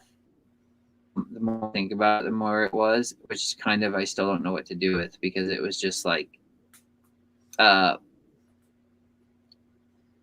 I didn't, I didn't want to come out of the dream, and I still want to go back into the dream. I mean, that's what I told Mitch and Cal. I was like, I could have floated on that sea forever. Like, it was just dark and cold, and just perfect. It was just, and there was like, everything was there. Like, the sharks were there. Like, things were there that should have been scary, but it was just like every single emotion was just like present, but just somehow like wrapped up in awe because of the vastness of it, and you just floated there. And I was like, but it was like, that was so different from drowning. Like, like, I used to have these dreams of drowning in underwater, and it's like, then I was just floating in it, just kind of almost one with it. It was just weird. And Yeah. so my dreams are different now, but it's weird, because I wonder, like, what other people often experience In their in dream that. space. Yeah, because I know my sister's had some where her teeth fell out, and I heard that's a common thing. Like, I think that's real stress a lot. Yeah. People report teeth falling out, and that doesn't sound fun. But I was just talking to my buddy who had like 6 teeth pulled because he grinds his teeth in the middle of the night. That sounds like another kind of hell. But yeah, I wonder what causes that though. Like, and how you get rid of that. Like, I would almost think, if that's the case, then you should pay attention to your dreams. Because like you said, your subconscious is telling you something. Yeah. So like, if you want to stop having the bad dreams, then pay attention to them. Yeah. Oh no, I think that's absolutely right. The only way up is the way through. So yeah. Do you ever have those dreams you don't want to come out of, that you just like? Yes. And that's, I was going to say that earlier. It's not as if I don't have a single blissful dream in all the whole dreamscape. I think what it is they're harder to remember, where the terrifying ones leave an imprint on your memory that might be slightly more memorable in your waking consciousness, where the bliss ones, you might have like this lament that you have to awaken into consciousness. But Yeah, I get lots of, I mean, I feel like a lot of my dreams now, well, not a lot of them, but the ones, I don't even remember all the details of them or remember that much of them. But sometimes I have those dreams where, like, wake up and, well, I mean, those ones where you don't want to wake up because you're like, I just want to keep going back into the dream. But then I've had other ones where I've woken up afterwards and I'm like, I know I just came out of the best dream I've ever had in my life, and I can't remember any of it. And I just like, yeah, Yeah. yeah, No, and I think that's where I think there's so much there that I don't know why. Why am I waiting to do the disciplined thing of writing it down? Because well, like you said, it's going to be torture. Like you wake up yeah, in the middle of the night and you have to like the text to speech thing. That's smart. That's like yeah, that's or where even just do voice memos or something, you know. yeah. But Yeah, then I would also always. like I can just imagine waking up and like being right next to my wife while I'm like whispering into my phone like about my dream. Dude, even see, I'm by myself, but even doing voice to text, like you're still like waking up. I'd get these messages back, and I'd be like, "What the hell does this say?" Because you're like mumbling stuff, and it's like trying to make sense of it. And it's got to piece it all together. But um, yeah, I don't know, but there's because even while we were talking, it's kind of like there is something special to not writing them down too. I think, though, Yeah. you know. I think writing them down is definitely a good practice to do if you're trying to remember them and trying to have more dreams. But I think there is something to where just like you can just kind of let it go and know, like I just mentioned, like where you wake up out of a dream and you know you just had the best dream ever, and you're like, man, I was with all my lost loved ones all night long, and I can't remember any of it because you just wake up with like that feeling of just like, man, that was just like I just came from somewhere special, Yeah. and my day just like your day just feels just like shalom or something. I don't know how to describe it, but it's like if you were to remember that, it would almost kill it or something. You know, it's like it's Yeah. nice that it did its work on your subconscious rather than your conscious mind, and you can just let that be, and it'll affect. That's why I think it's just so freaking crazy, man. Like you can have a dream that you don't even remember that will affect how you act the next day. Just insane. Do you think that there's a difference between like waking? I mean, I think this is an obvious thing to say, but like waking imagination and like sleeping imagination. And is it the imagination that's functioning? And is it more permeable, like in a unconscious state? Okay, I don't sorry, know. that was way too much of a question, but No, that's a good question. I just don't know that I have an answer. That's really interesting. I don't I don't I know. yeah, I don't know Yeah, either. that's really interesting. Like the waking one almost seems to me like I'd have to use it weirdly in kind of a form of meditation for it to Yeah, kind of affect my subconscious enough. But I don't know. Yeah, that's interesting. I don't know either. That's why I ask. Well, we'll actually link. Maybe I'll get a dream about it tonight. Then I'll know the answer. Then forget it when I wake up. That's perfect. Yeah. No voice memos tonight. You get sound sleep. An No angel will wake up tell in the me, middle and of I'll the be night. like, I should write that down. Oh, Yeah. I have not had a full night's sleep in like three. at least 4 months now. Oh man, that's rough. But that's just baby. Baby is baby baby wakes you up. Yeah. Do you That's, travel a lot? no, Probably not not anymore. Not at all. no. Like I'm a homebody, very much a Yeah. homebody. So like I travel like a half an hour to an hour some days to go to a job site and then come home. But beyond that, nah, that's about my radius. Dang. Uh, Nice. That's nice. and then yeah, and then I'm home by 4 o'clock most days, and home on the weekends, and I that's the life I want to live. Good. So I Nice. just don't really compromise on it. But How's your house? Did you get everything like fixed up or most of it that you wanted? yeah, well, it was like just before baby came. In fact, I was still hooking up the radiant heat to the back half of the house once baby made her arrival. And then yeah, tried to expedite that just before winter struck and the first snowstorm. And so basically we got our house livable just in time. So and I haven't had to really worry about it since. So the next big thing Laying that is carpet behind you. Is that carpet? yeah, there is, well, the carpet pad. Yeah. But Yeah. Have you laid carpet before? yeah. I just Yeah. did a job where I did a couple carpet Dang. bedrooms. That's I cool. You don't know how to do that. I don't remember. I think I've maybe done it once. Yeah, I mean it's not like I can do complicated stuff. Like, in fact, probably the only reason why I took the last job was I didn't have to iron in any seams, because ironing in seams is like my least Is that where you favorite. knew that you use the knee thing and you kick it with your knee? No, this is like the glue tape that goes underneath of carpet, and then you use an iron to basically. Oh, I think I know what you're talking about. I think I did You that one. iron in like two pieces of carpet that come together, and then you have to like make it look absolutely seamless. So the trick is to have like a perfect line meeting up with another perfect line, and it's just like, it is not.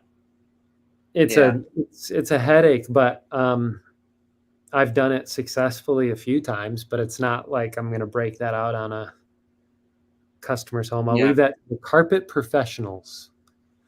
Do you have, now that you have your house livable, do you have certain rooms that are like dedicated spaces? Did you say dedicated kid spaces? Or just no dedicated spaces in general? Like, yeah. I guess the reason I was asked because we were talking about dreams, and I was gonna ask. That's why I asked about travel, because I feel like I've mentioned this recently. Like, I feel like I get, maybe it's more vivid, maybe they're weirder. I'm not sure. My dreams seem different when I travel. Yeah. I feel like I have more of them. They're almost like more intense. I don't really know. But I didn't know if maybe if that happens at home too. Like if you had like a certain or a certain space, or if you slept in another room, if it would like, if you've experienced any of that stuff, or. Yeah, I don't know. That's a good question. I have no idea. There are dedicated spaces, but I don't even know what it's like to sleep on the upper level of this home yet, because there's no heating in the upper level. So I have to figure out. Balls. Yeah, I guess the people that lived here prior just used like electric blankets. That's what I asked. I was like, "What did you guys lived upstairs? What did you?" Because I met the previous owners of this house. Oh my gosh! They came in. Those are nice sometimes. If you get a good one, they're nice. Yeah. It was bizarre. It was a strange experience, and I showed her the house, and I showed her what we were doing with it, and she cried and cried and cried and cried, but I let her walk through the house, and it was like going through like a mourning and grieving process with her. But I talked with the seller. her. Yeah. Was it an old lady? Is that what you're saying? It was the old lady? It was her mother who died, and she was selling the house with her her brother. Yeah. Have you seen her? I met her brother, and I met her, and it was. Yeah. Have you met her mother? Has her ghost lingered in the house? Well, I don't know. You don't know. I don't know. There's a lot of ruckus upstairs. Oh man! Really? That's creepy. I don't know what's going on, but I've prayed over all the rooms, and like, yeah, it's good. Like it, I've blessed them, and I've asked whatever would be there that could, I don't want to assume that it wishes us harm, because I would, whatever presence is there, it's just like, I didn't see it as a threat, but I also was like, I don't know. Yeah. I told you about when I had dreams of my house after I sold it, right? You had dreams of it afterwards? Yeah, my house. Yeah. Did I not tell you this? I knew I that think it was. you I had know. strange experiences in that house. Yeah, yeah. Well, yeah. When I lived there, yeah, yeah. Like, Yeah. yeah, there was all sorts of weird spirit stuff that happened in there.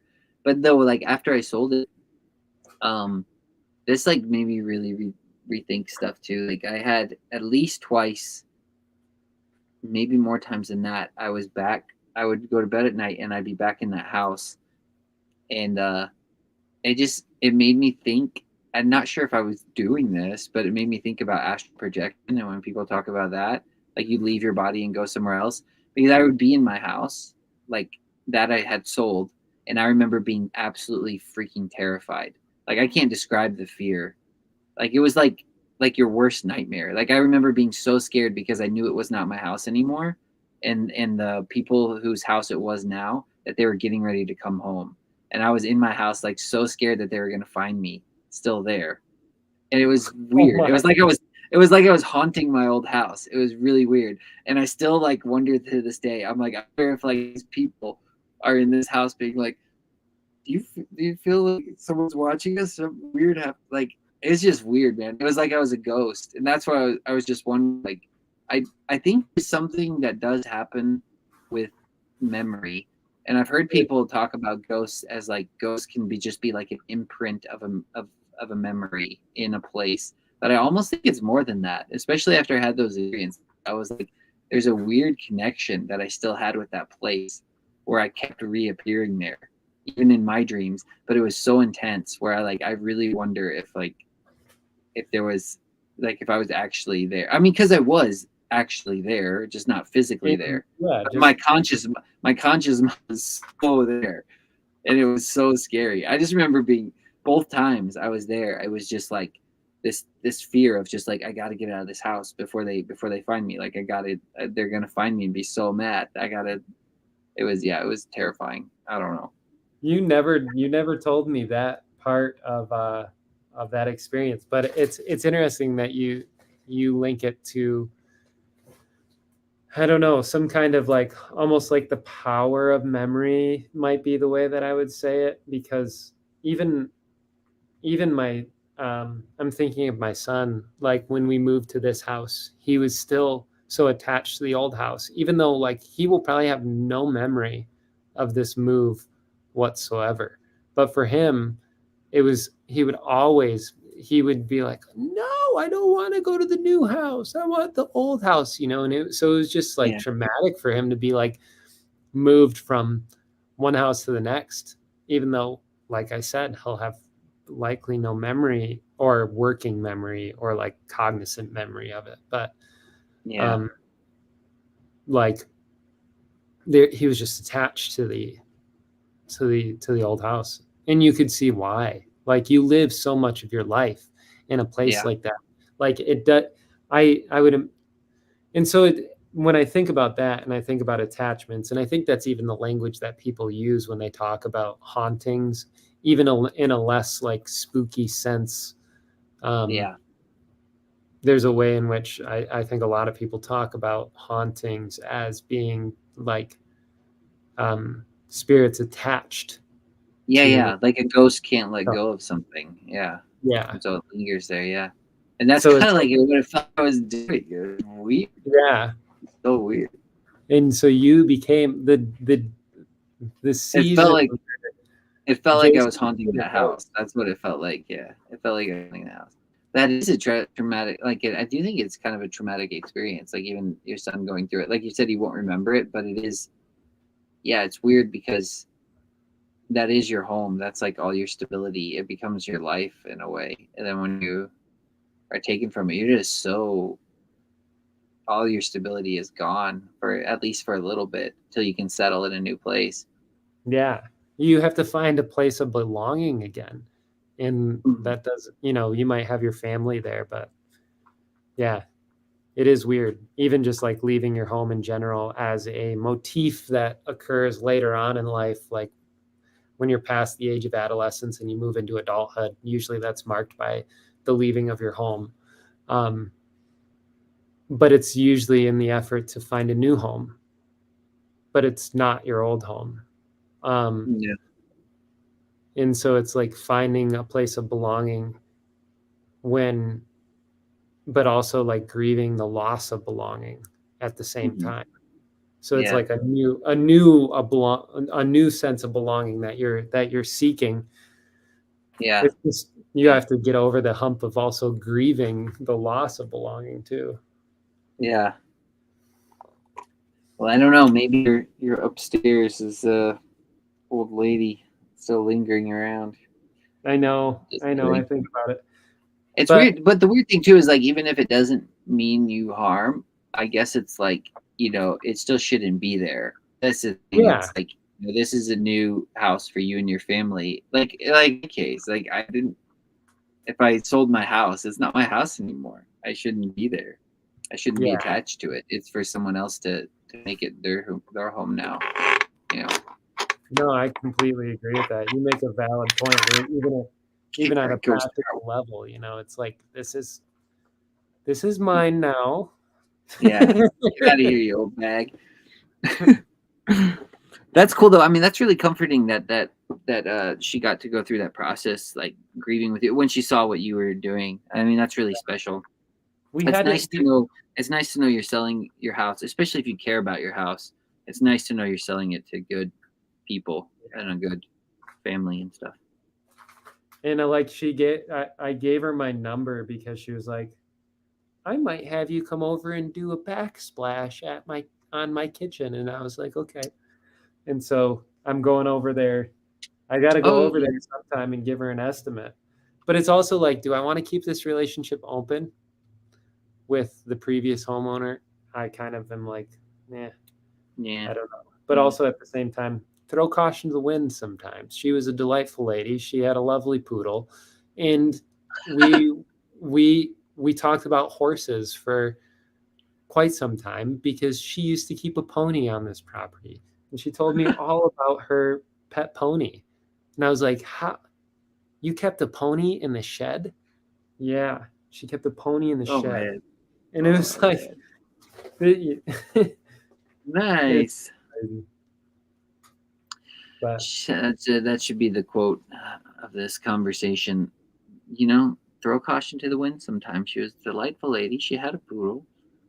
she was a It's delightful lady. I told Yeah. you when I moved into my house, my neighbors. Did I tell you about all the dogs they had and the goats and everything? I probably told you that story. They would go out of their house. Yeah, Wait, that's intense. when you moved out of this house, you had goats there too? No, so when I moved into my house, my Oh. neighbors, my next door neighbors that were there at the time, she had a breed of dogs. She Mickey's because she made up a new breed, and so they were just like these ratty. There were at least 12 of them. I counted that all at one time, and they just these little yappy dogs that were always in her front yard, running in and out of her house of her dog door. And then for a while, she had goats, and her goats would be in the front yard too. And I remember Trent, me and Trent, and it was back when we were in Bearhound the first time, and we were having this at my house, and so me and Trent were standing outside. I think we were smoking a cigarette or something, and Trent was just looking at the goats, and he was like, "Do the goats go in the house too?" And I was like, "I don't know." And then we just watched, and all the goats just went in the dog door. And supposedly, like before I moved there, she actually was keeping a horse in the house for a while. Like they had a horse that would go No. in and out of the house. That's what I was told. And it just reminded me when you said the lady had a pony. Like that's what I was told. And then I don't know. I mean, I don't know, but that house was just it was. I know Why it had did to have been a wreck because those dogs were a wreck. you didn't get to know your neighbor? I never went in their house though, but I know him. She was. Her husband was very quiet and nice. He was a little man. She was probably like twice his size, like taller than him and just big lady. And she always wore a muumuu, a What's really a gross. Oh my gosh, you don't know what a muumuu is? It's like a big nightgown, basically. It's like a big giant T-shirt to sleep in. they call those moo-moos? Oh Yeah, yeah. It was just old. It was just the old, like, all of them were just, like, gross, like, she had been wearing them for 3 days straight, and they had, like, holes in them, and, like, I mean, some of them even had holes, like, around the butt area, and you could, like, see her underwear. It was just, like, yeah, I knew her, but, like, we weren't, This like, is in super Tennessee. close. Yeah, this is in Tennessee. This is living in the country, and then they moved further out into the country, but like probably an hour and a half away. And then the neighbor that bought the house after them, um, someone bought it, and I think they fixed it up and then sold it again. And then the guy that moved into it before I left, it seemed like he kind of had a situation like me. Like he moved in, it was just him, a young single with his dog, and then I was moving out of mine because it's like, good luck to you, man. And then yeah, and so he had that house, and I think it was all right. Yeah, it was. I mean, it was interesting neighborhood. It was some interesting neighbors. It's just country people, really, really country people. Yeah. But Yeah, that I don't know who this is. Necking Sangma Magre. What's that? I don't know. Hello, check, comment, check, sir. You thumbs up. I had to say it like that, I guess. We're good. Come and check, sir. You. Who is that? I'm glad you're here. Hello there. Do you know some Hindi? Me? No, I'm asking Necking Sangma Magre. I don't know if that's how you say that. Sangma sounds Hindu. Uh, sounds Indian. I don't know. I mean, I guess. So I don't know. That's what I'm asking. I need to learn Hindi. I've been trying to listen to it while I sleep. Someone told me I could learn it in my sleep. I don't think that's working. Well, maybe. I mean, if you can believe in astral projection, you can believe in unconscious learning. Okay. I'm telling you. I mean, I have had dreams where I'm doing school or working in my dreams. So, like, why can't I be learning a language? You know? Yeah, it's all these. It's when you get on Instagram and you go through all the reels or whatever. It's that. Yeah. Stealing your attention. Yeah. I'm gonna wake up one day and be like, I can speak Hindi, and then I'll like try, and it's like just some language I made up in my dreams. But Learning for the. I feel like that's. I could hope that that's actually something that occurs. No, that you actually are speaking Hindi, but it's there's some sort of mediator there. Yeah. Like yeah, there we go. I'm just thinking of tongues suddenly. Yeah. I wish. Oh man. What was I gonna say? I was gonna ask you something else, and now I forgot. Well, no, I forgot. I'm not gonna have tons of juice left in me, Jason. I wanted to. It's 10:40. I wanted to hang out for a second while I up-potted these things. Well, you want me to finish reading this, or you gotta go right this second? No, I'll stick around if you want to continue reading it. I'm just tell me what you think. All right, so we were reading about what were we reading about? Oh yeah, the second sight, and then it said I thought this was interesting. It is interesting to learn that the Presbyterian seers justified their visions out of the Bible, which also justified the burning of these gifted men on occasion. So yeah, we're talking about that. I guess kind of the difference between the seers and then them being persecuted because they had the second sight. Let's see. I'll go back a little bit. The writings of Woodrow and Mr. Robert Blair of St. Andrews prove that if a savory preacher wrought marvels, he was inspired. But if an amateur did the very same things, prophesied, healed diseases, and so forth, he or she was likely to be haled before the presbytery and possibly dragged to the stake. In the Highlands, these individuous distinctions were less forcibly drawn. Mr. Kirk treats the whole question in his curiously pulled scientific way. If these things occur, they are in the realm of nature and are results of causes which may be variously conjectured. They may be providential or a sport of evolution, derived from a complexional quality of the first acquirer, which often becomes hereditary in his lineage. I don't know what that was just read. Did that make sense to you? I don't know. I'll keep reading. Lord Tarbot's letter to an inquirer, Robert Boyle, is added by Mr. Kirk in his little treatise with his own annotations. His belief that the fairy sights could only be seen while the eyes are kept steadily. His belief that the fairy sights could only be seen while the eyes are kept steady without twinkling is attested by a well-known anecdote. On the afternoon of Culloden, a little girl, staying with Lord Lovat at Gortaleg, was reading in a window seat. Chancing to look out, she saw a company of headlong riders hastening to the castle. Believing them to be Slaymaith, I don't know, I guess that's the word for fairies, Slaymaith. Believing them to be Slaymaith, she tried hard to keep her eyes from twinkling, that she might not lose the vision. But these, alas, were no fairies. They were Prince Charles and his men flying from the victorious English. The tale proves that the belief long survived the day of the minister of Aberfoyle. Lord Tarbot mentions also the vision of the shroud on the breast of man about to die, which seems to be alluded to the prophecy of Theoclymenus in the Odyssey. What is that? Talbot mentioned, Theoclymenus in the Odyssey. I don't know, but something about the vision of the shroud on the breast of a man about to die. I haven't even heard of that. I don't know. Lord Talbot's tales are the familiar kind. There are dozens of such. Theophilus Insulanus. I don't know what these Latin terms mean.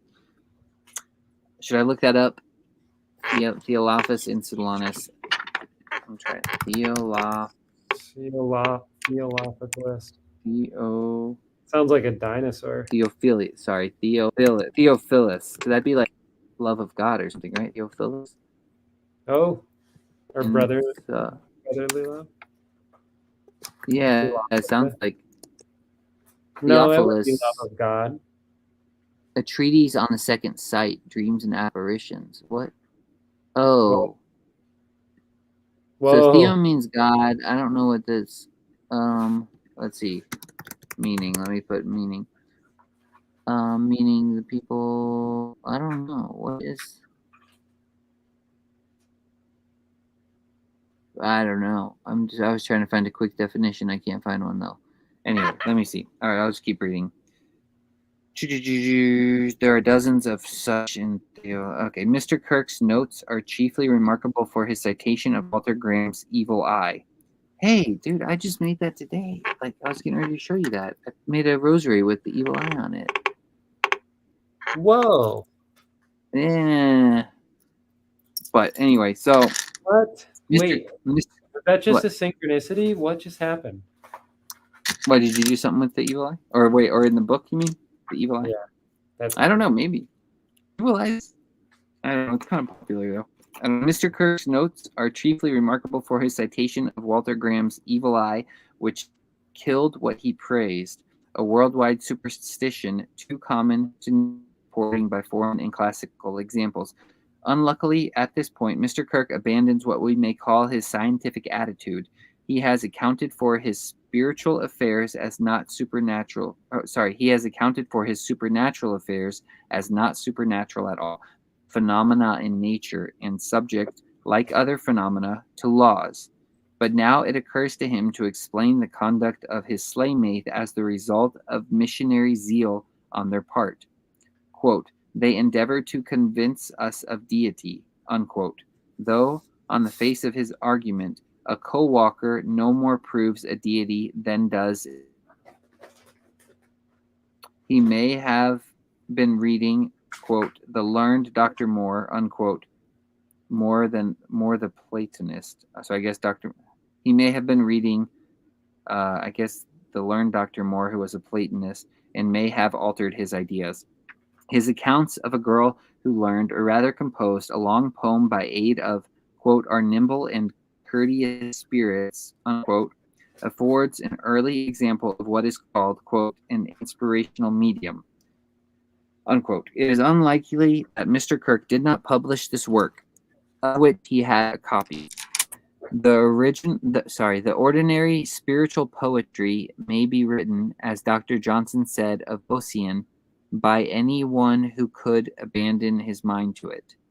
So the original spirit poetry may be written by anyone who would abandon his mind to it.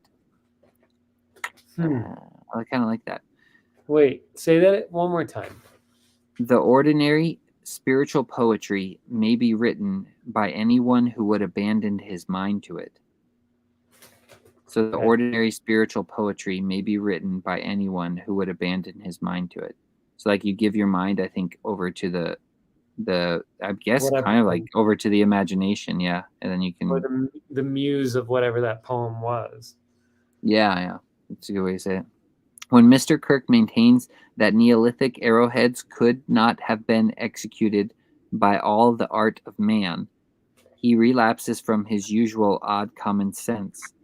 He also believes in men who are magically shot-proof, like Claverhouse, who had to be shot by a silver bullet, like Archbishop Sharp, on whom his pious assassins ironically held that their bullets took no effect, and like certain soldiers mentioned by Dugald Dalgetty of Drumthwacket. This absurd belief was very generally held by the Covenanters, where his local superstitions and those of his generation are not concerned. Mr. Kirk prefers his clearness of intellect. In purgatory, he finds only the Christian Hades, our secret republic. Okay, I'm gonna have to read this slow probably. In purgatory, he finds only the pre-Christian Hades, quote, our secret republic, unquote. So like I guess that's what he's defining Christian Hades as, is also termed our secret republic. What does that even mean? In purgatory, he finds only the pre-Christian Hades, our secret republic, with an ecclesiastical coloring, quote, additional fictions of monks, quote, additional fictions of monks doting and crazied heads, unquote. This is hard for me to read, man. Mr. Kirk did not perceive the danger involved in his own argument. If a Highland second-sighted man answers to a Hebrew prophet in his visions and trances, a Hebrew prophet is in danger of being no more considered than a Highland second-sighted man. However, it is to Mr. Kirk's praise that you want me to read that again? I have it highlighted. I'm not sure I even understand it. No, it's a bold statement in regards to like, I think we do have this vision in our head of like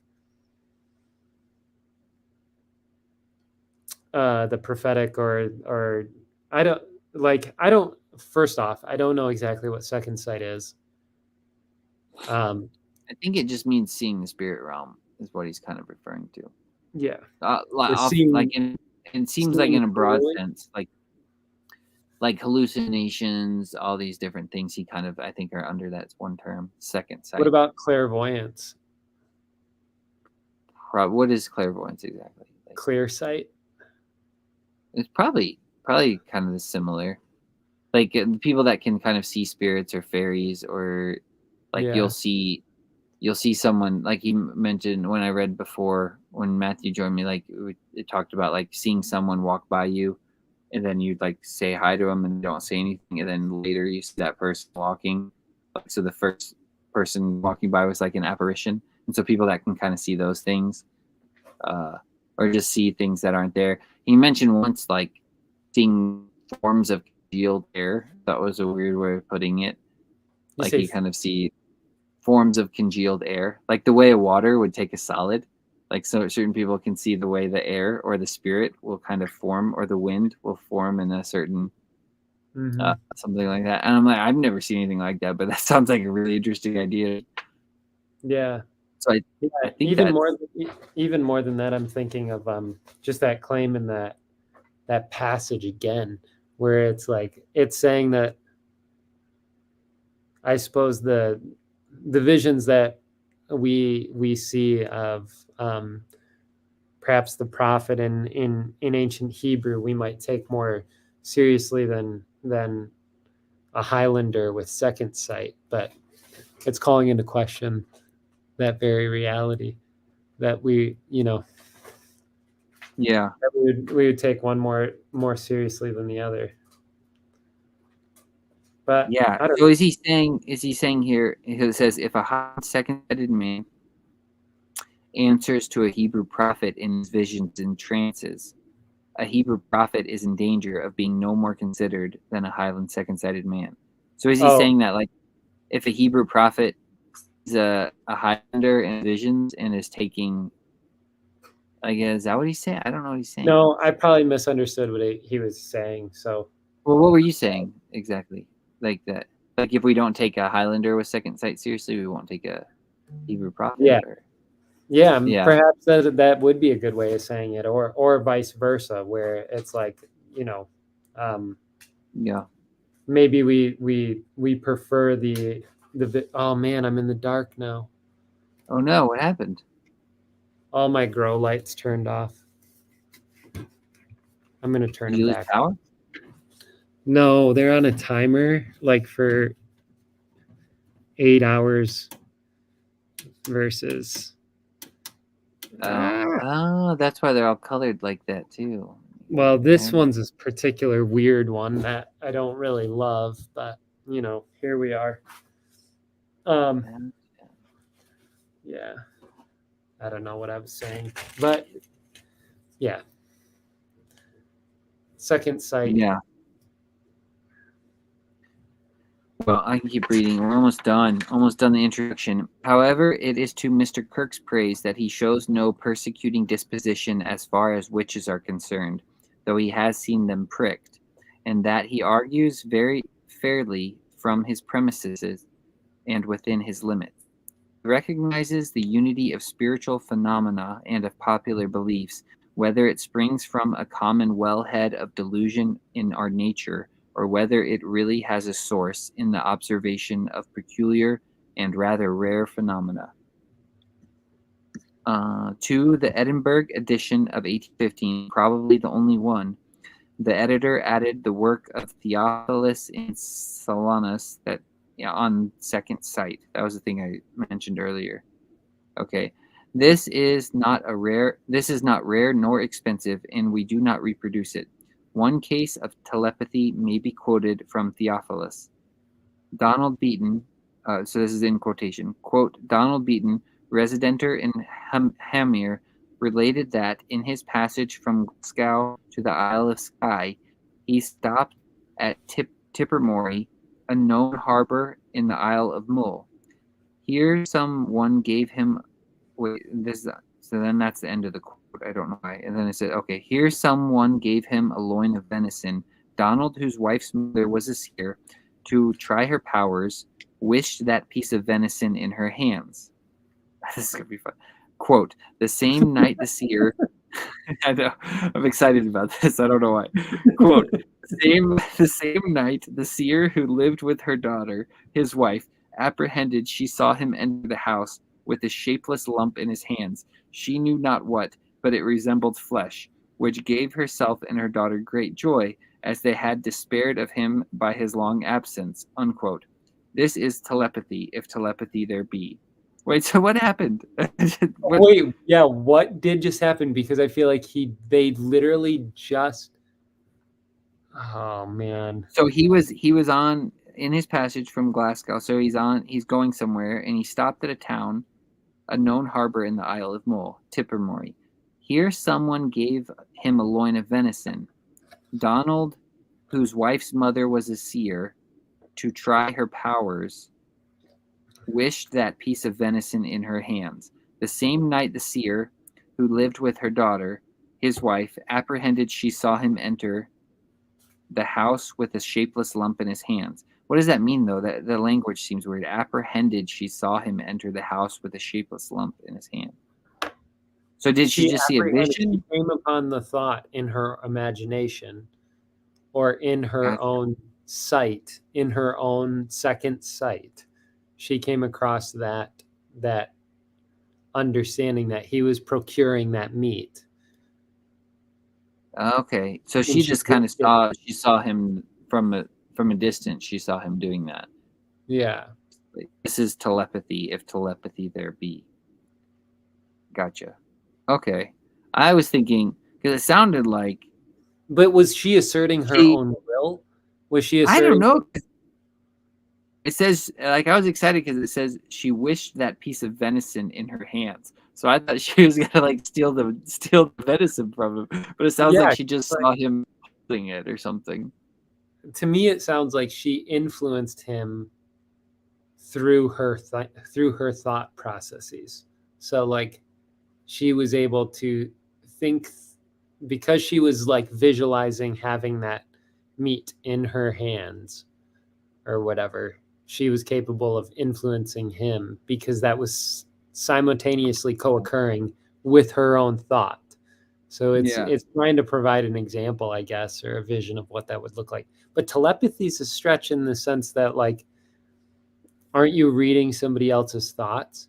Did she that's what I wish thought. did she wish the meat in her hand simply because he was also purchasing it at the exact time? It just sounds more like a synchronicity. Yeah, yeah. Okay, sorry, I'm probably getting No, distracted. that's really interesting. Yeah.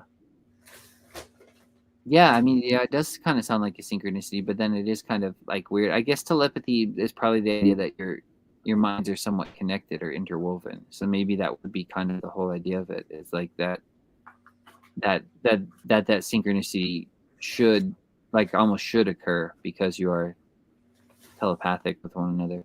Because you hear of Imagine twins, if I we, guess it's kind of like that. That's a phenomenon with twins, right? yeah. Where they, Imagine if yeah, we lived that way with people, though. that would be fun. Do you think you Wouldn't can it do be that with amazing? people? With your Maybe. wife? Do you try I that? don't know. Dude, I don't know. Sometimes it happens naturally, but you can't count on it. That's the problem.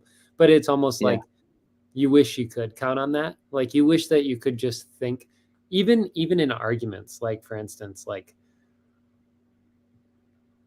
um what happened this morning.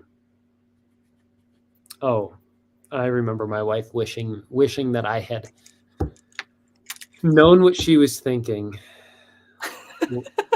The way you sighed. Oh, I remember my wife wishing that like that's like a common husband problem. Like Yo, it it is sounded like such a common. you just So like, but how often we wish other people knew what we were thinking, or that we knew what somebody else was thinking, so that we could yeah, simply yeah.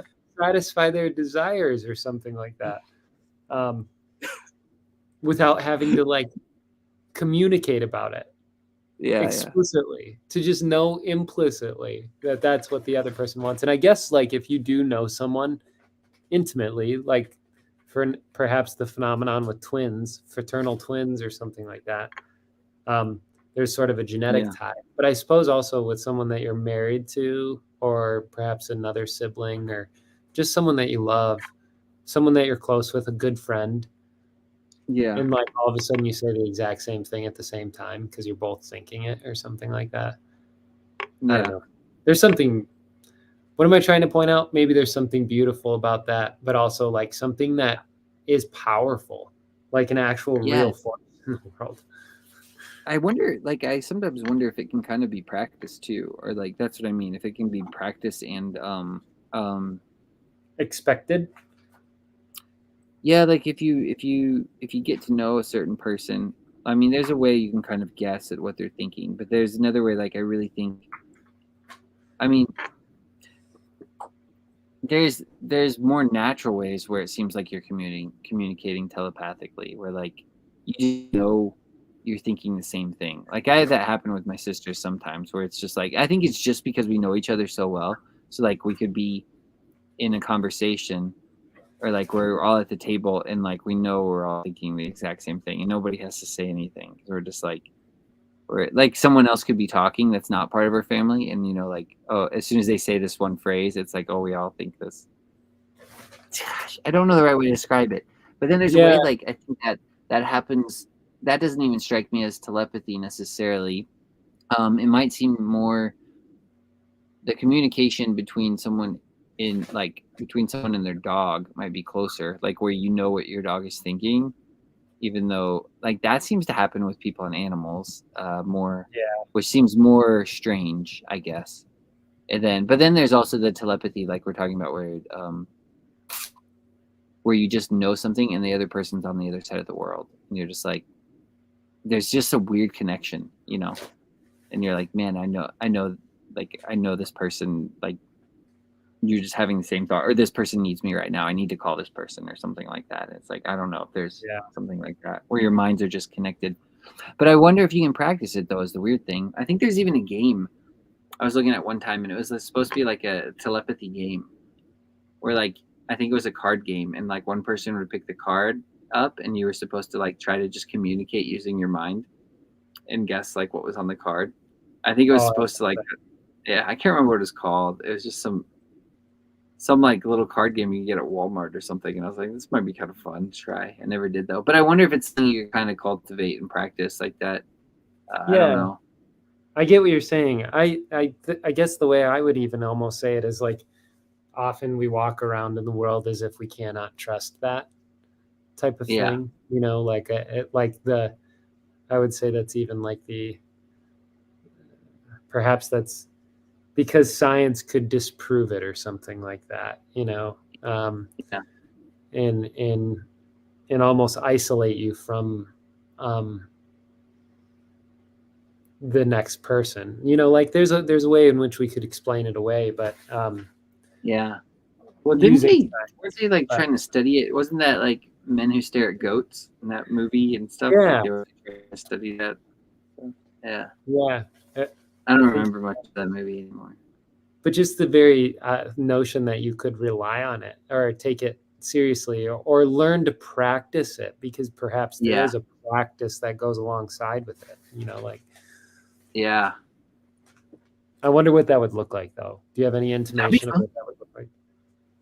If you're trying to practice it, oh man, I don't know, man. I just don't. A lot of this stuff, like, when I read about this stuff, I believe it so much, but I'm just like, I almost feel like I'm not gifted in any of those areas. Like, I feel like it can come super easily to some people, but I always feel like it's just such a struggle for me. Yeah, I get you. To be sensitive to those things. Yeah. Because I almost feel like that you could probably find people where, like, on the giving and receiving end, both, like, they're just so sensitive to spiritual things that they probably could communicate telepathically just with their thoughts. If someone could just give a thought, and the other person could just kind of, if they're paying attention, could just pick up on it somehow. But I don't think that I could. I don't know. But it wouldn't surprise me if there's just people like that. Yeah. Or perhaps that's even like happening all the time. And I don't even know. Yeah. Yeah, like there's almost like a way in which we could become more conscious of the fact that that's actually happening.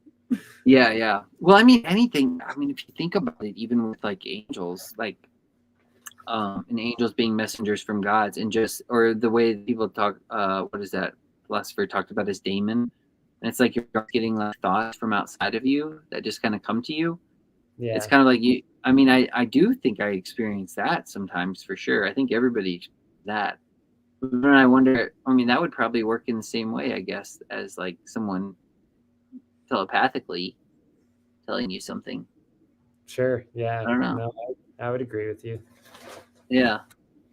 I don't know. We should try it. I'm gonna try to steal some venison from you tonight. How did you know that I have some? That's a little weird. Do you really? Yeah, I do. I just think you probably did. Knowing you. Yeah, you're now I'm gonna be like wondering what those footsteps upstairs are actually.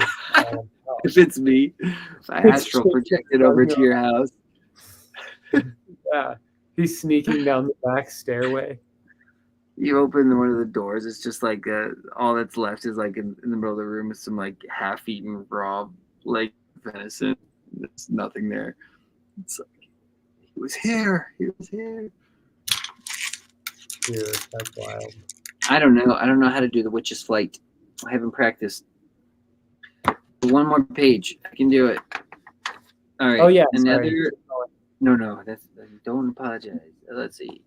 Another picturesque tale shows how, on the night before Rout of Moy, Patrick McCaskill met the famed Merriman Malloys. Why do all these names are like M apostrophe something else? McCaskill, the famed Merriman, and Malloy's Piper. Like they throw in all these names and it just makes the sentence so cumbersome. And then picturesque tale shows how, on the night before Rout of Moy, somebody's Piper, I guess, in the town of Inverness, yeah, that's it, Inverness, and saw him contract into the size of a boy of 5 or 6 and expand again into his athletic proportions. What? Another What the picturesque fuck is tale that? shows how. So apparently, some guy's Piper contracted into a boy of 5 or 6 and expand again into his athletic proportions. Merriman was killed in the rout of Moy, an attempt to surprise and seize Prince Charles. Before leaving Skye, he had prophesied, and this is quote, Maliad shall come back, but Merriman shall never. Okay? Quote. Marumiad. Maliad, it's like Maliad, like M apostrophe Leod. It's someone's name. I don't know. But Yeah. Merriman shall never. I don't know. The editor is acquainted with a splendid case of second sight in Kensington. The seer was an accomplished English gentleman and mentioned his vision at the moment to a witness who remembers and corroborates the statement. Thus, Hebrides and the Hebrides and Highlands have no monopoly of second sight. Okay, the researchers of M. Charcot, M. Richet, and other psychologists do not at present help us much in the matter of veridical second sight. It is not a hallucination suggested to a hypnotized subject, but an impression produced by a remote person or event on a subject who has not been hypnotized at all. All right, so let's see. So the researchers, other psychologists, present us much matter. So they're talking about second sight, and they said it is not a hallucination suggested to a hypnotized subject, but an impression produced by a remote person or event on a subject who has not been hypnotized at all. For example, Dr. Adam Clark in his life, I guess it's a book, tells us of Mr. Tracy Clark, who, being in the Isle of Man with his son, dreamed that he had visited his wife in Liverpool. He told his son that Mrs. Clark was looking very well, but, contrary to her habit, was sleeping in the best bedroom. On the day when Mr. Clark said this, Mrs. Clark, who had been sleeping in her best bedroom, told the little son who lay in her room that she had heard his father ride up to the house, stable his horse, open the door, come upstairs, and walk round her bed, but that she could not see him. This is a case, at least, of second hearing, and has no hypnotic explanation. We end in the candid spirit of Dr. Johnson as far as poltergeist and second sight are concerned, willing to be convinced, but far indeed from conviction.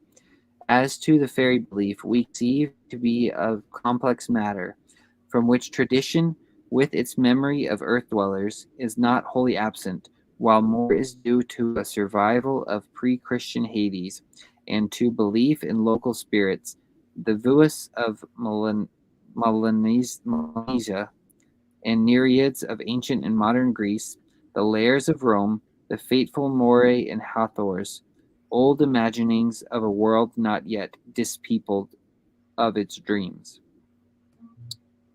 I don't know. That's how it ends. The introduction. I have that highlighted. The old imaginings of a world not yet dispeopled of its dreams. Dispeopled. Of its dreams. That's just weird. It's weird phrasing. That's what I mean. And then it's got a little note under here. The earth houses in Scotland and the Isles, which seem to have been uninhabited at an early period, can seldom be called hills or mounds, being built for purposes of concealment. They are usually almost on a level with the surrounding land. The fairy hills, on the other hand, are higher and much more notable, and were probably sepulchral. Sepulchral. I can never say that word. Sepulchral. This, at least, is the impression left on me by Mr. McRatchie's book, The Underground Life. I don't know. It's the end of the introduction. Then I actually get a. Then we can actually start the actual thing by Robert Kirk, which will probably be a lot more interesting because I have a whole bunch more highlighted. That introduction is just so, just. You had to swallow it. Sometimes, the introductions to books try to condense the book, and I don't know. It's just so hard to read. I remember it being really hard to read the first time I went through it because it was just like I'm trying to read a sentence, and in the middle of the sentence it just crams in 10 names or all these different book references, and it just makes the sentence so hard to just get through. And by the time I get through all the names, I'm like, wait, what was the first half of this? Why did we structure this sentence this way? But I don't know. Matthew, a good point is he was like, when last time I was reading the first part of it, he said, well, you got to think back then they didn't really have the internet, so you're trying to put in all your references so you can kind of give more clarity or tell people I got this from here or there, so I don't know. Yeah, that's so people true. could go look up more stuff. You're kind of creating a weird little library inside your book or something, Yeah, that makes sense. Yeah. But Secret Commonwealth of Elves, Fauns, and Fairies, an essay of nature and actions of the subterranean and most part invisible people. Sorry, what were you saying? No, I remember you bringing it up when Sherry and I and you were doing the imagination essay. Yeah. And I've had that book for a while. Yeah, you've read that a few times now. I have not picked it up yet. So I think this is maybe the third time I've read it. Maybe. I mean, I haven't read it very much. I just remember I don't even know where I first heard of it. And then when I heard of it, I just I ordered a copy, and then I just remember reading it out when I was walking with my dogs and just being kind of blown away. I don't know if it'll strike me as profound as it did the first time. I mean, because the first time I was kind of coming across all those ideas, and it was, I remember probably getting the book about the time I started to actually believe in fairies. Yeah, you were finding fairy thrones in real life. Yeah. So it was just kind of so I think that was maybe one of the reasons I found it so profound, because I was like, wait, this actually makes way more sense to actually believe in fairies than to just kind of dismiss the whole idea. It's if you believe in angels and spirits, it's I don't know why you would really believe in fairies or anything like that. And so, but I can't remember. I mean, it's been years. Like I said, it was probably 2018. I read this book, maybe. Or to be so certain that fairies don't exist, this just seems like such a silly position to take. I know. And so it's just one of those things where, how are you supposed to see something that you don't believe in either, or how are you supposed to encounter something that you don't believe in? It's such a silly, I don't know. I mean, not that these things. It's funny because it's normally the other way around. It's people are always think if you say you believe in fairies, most people I would say that to would probably just laugh at me, or they just wouldn't take me seriously. I'm probably the only person in my family. Maybe. I mean, I think my sister Natalie would probably believe in fairies. I don't think anybody is necessarily against believing in fairies in my family now, probably because they know how weird I am. But I don't think they're against it. But I think if someone were to ask them, they'd probably say no. I But think that was one of my favorite things that you would say when I first met you. I would hear you I say, believe in fairies. yeah, you were like, I'm pretty sure fairies are real. Yeah, I'd be like, yeah, dude. Yeah. yeah. Yes, I agree. Yeah. Yeah, it took me a while to get there. It didn't take too long though, because once I like No. actually, I just never really thought about it. And then once you actually think about it, you're like, this actually makes way more sense um, to to believe in than them to not. It is more silly to not, or it's more to. I shouldn't say to not believe in them, but it's more silly to say they don't exist. Like to Yeah, say, yeah, exactly. And to express any kind of certitude that like you've yeah, seen, you've you've encountered it all. And to deny the like encounter, it also is like this strange, I mean, I know everybody's childhood is different, but like um it's almost like this strange way of like truly rejecting like your childhood in a sense. yeah. Um does that make sense? Or I Yeah. guess what I'm trying to say is like these things were real to me at one point in my life in an undeniable sense, and then suddenly they became Yeah, yeah, something that I could deny, yeah, and then somehow I concluded that the denial of those things was correct versus like coming back around full circle to being like, okay, like um yeah. this experience is that I had is something that I can still have. Hmm. um I don't know. Yeah, I totally agree. What was that thing I sent in the chat earlier? Let me find it. I thought it was interesting because I was reading this before I started this to the Mahabharata.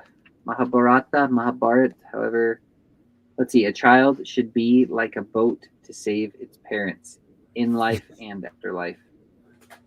Dude, I love that. I do too. It's just so good. I said it. Just a Yeah, boat. because it just, I mean, like you're talking about when you're a child, it's like these things are just more real. And then you kind of have to come back around to it. A Yeah. child should be like a boat to save his parents in life and afterlife.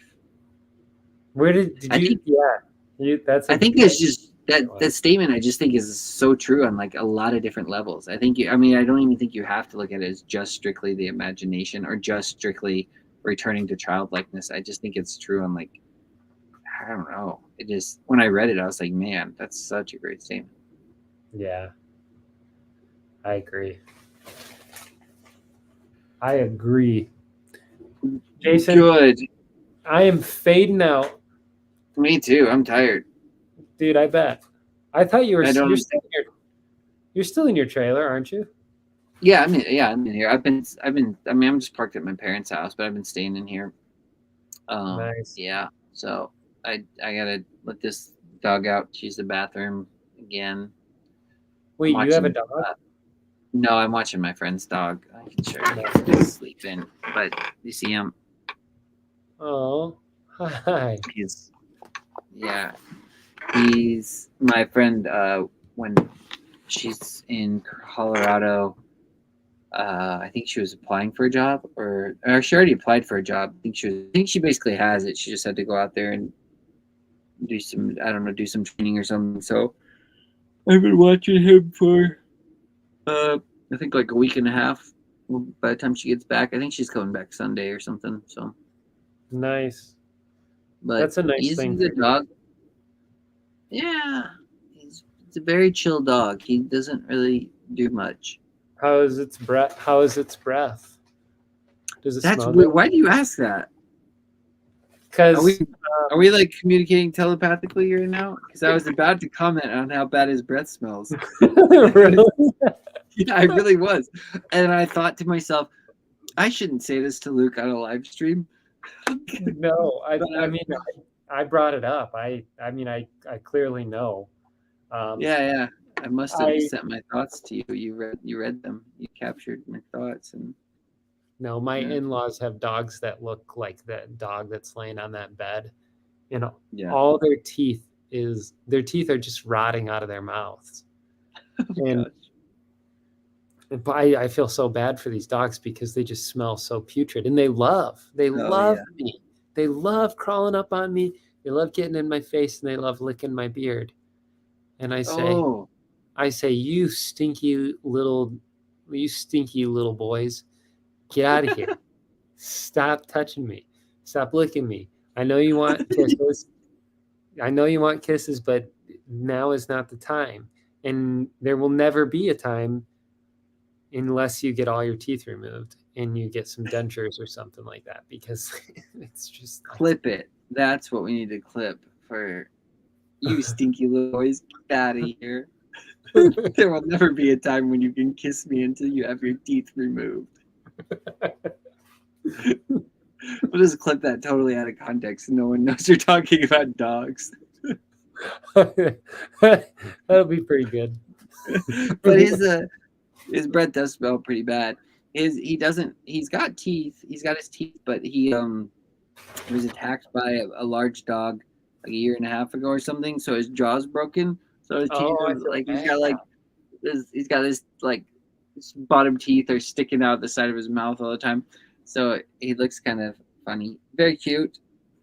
Very Those cute. big dogs, He's they waking can do up. some damage. Yeah, and so he can't eat solid food anymore. So you have to like take his solid food and put it in water, and it gets all soft and mushy, and then he can eat it, and it just doesn't really smell super great. And then after he eats it, his breath smells even worse, I think. And Yeah. But his breath it can be pretty putrid, if I'm being honest. Yeah, I get it. We don't have to. I don't want to diss your friend's dog because Yeah, it's okay. I don't want to diss him either, but I mean, he doesn't like. I don't think he has a funk. Like his fur doesn't stink. Like some dogs, will just stink, but I'm pretty sure it's all his breath. But it is like bad sometimes. Like he can stink up the whole RV. I'm like, what are you doing? Stop breathing on things. some Listerine strips or something like that. Yeah. Then he'd probably get diarrhea and then it'd be worse. Oh my gosh, yeah. I don't know. They don't have a good solution for dog breath, I feel like. Yeah, but he's got this little tiger he humps, and he humps it. It's a little stuffed tiger. Did I tell you this already? I told Mitch, but he does. I sent you the video. Yeah. And he humps it sideways. I don't understand. It's so weird. I'm just like he lays on his side, grabs his little tiger, puts his arm around it, and so he's just laying on his side and he's humping it. And it's like a dog that doesn't know doggy style. It's just kind of strange. I wonder if it's just like a nervous tick. Like that's his comfort. That's his comfort zone. Just hump it on the side. I mean, it's inspiring. It's very gentlemanly. It's not as dominating. It's just very gentlemanly. Yeah, he seems very passionate about it. Him and his tiger. But all right, man. Well, I can end this here and let you go in this stream. Goodbye, everybody. Goodbye.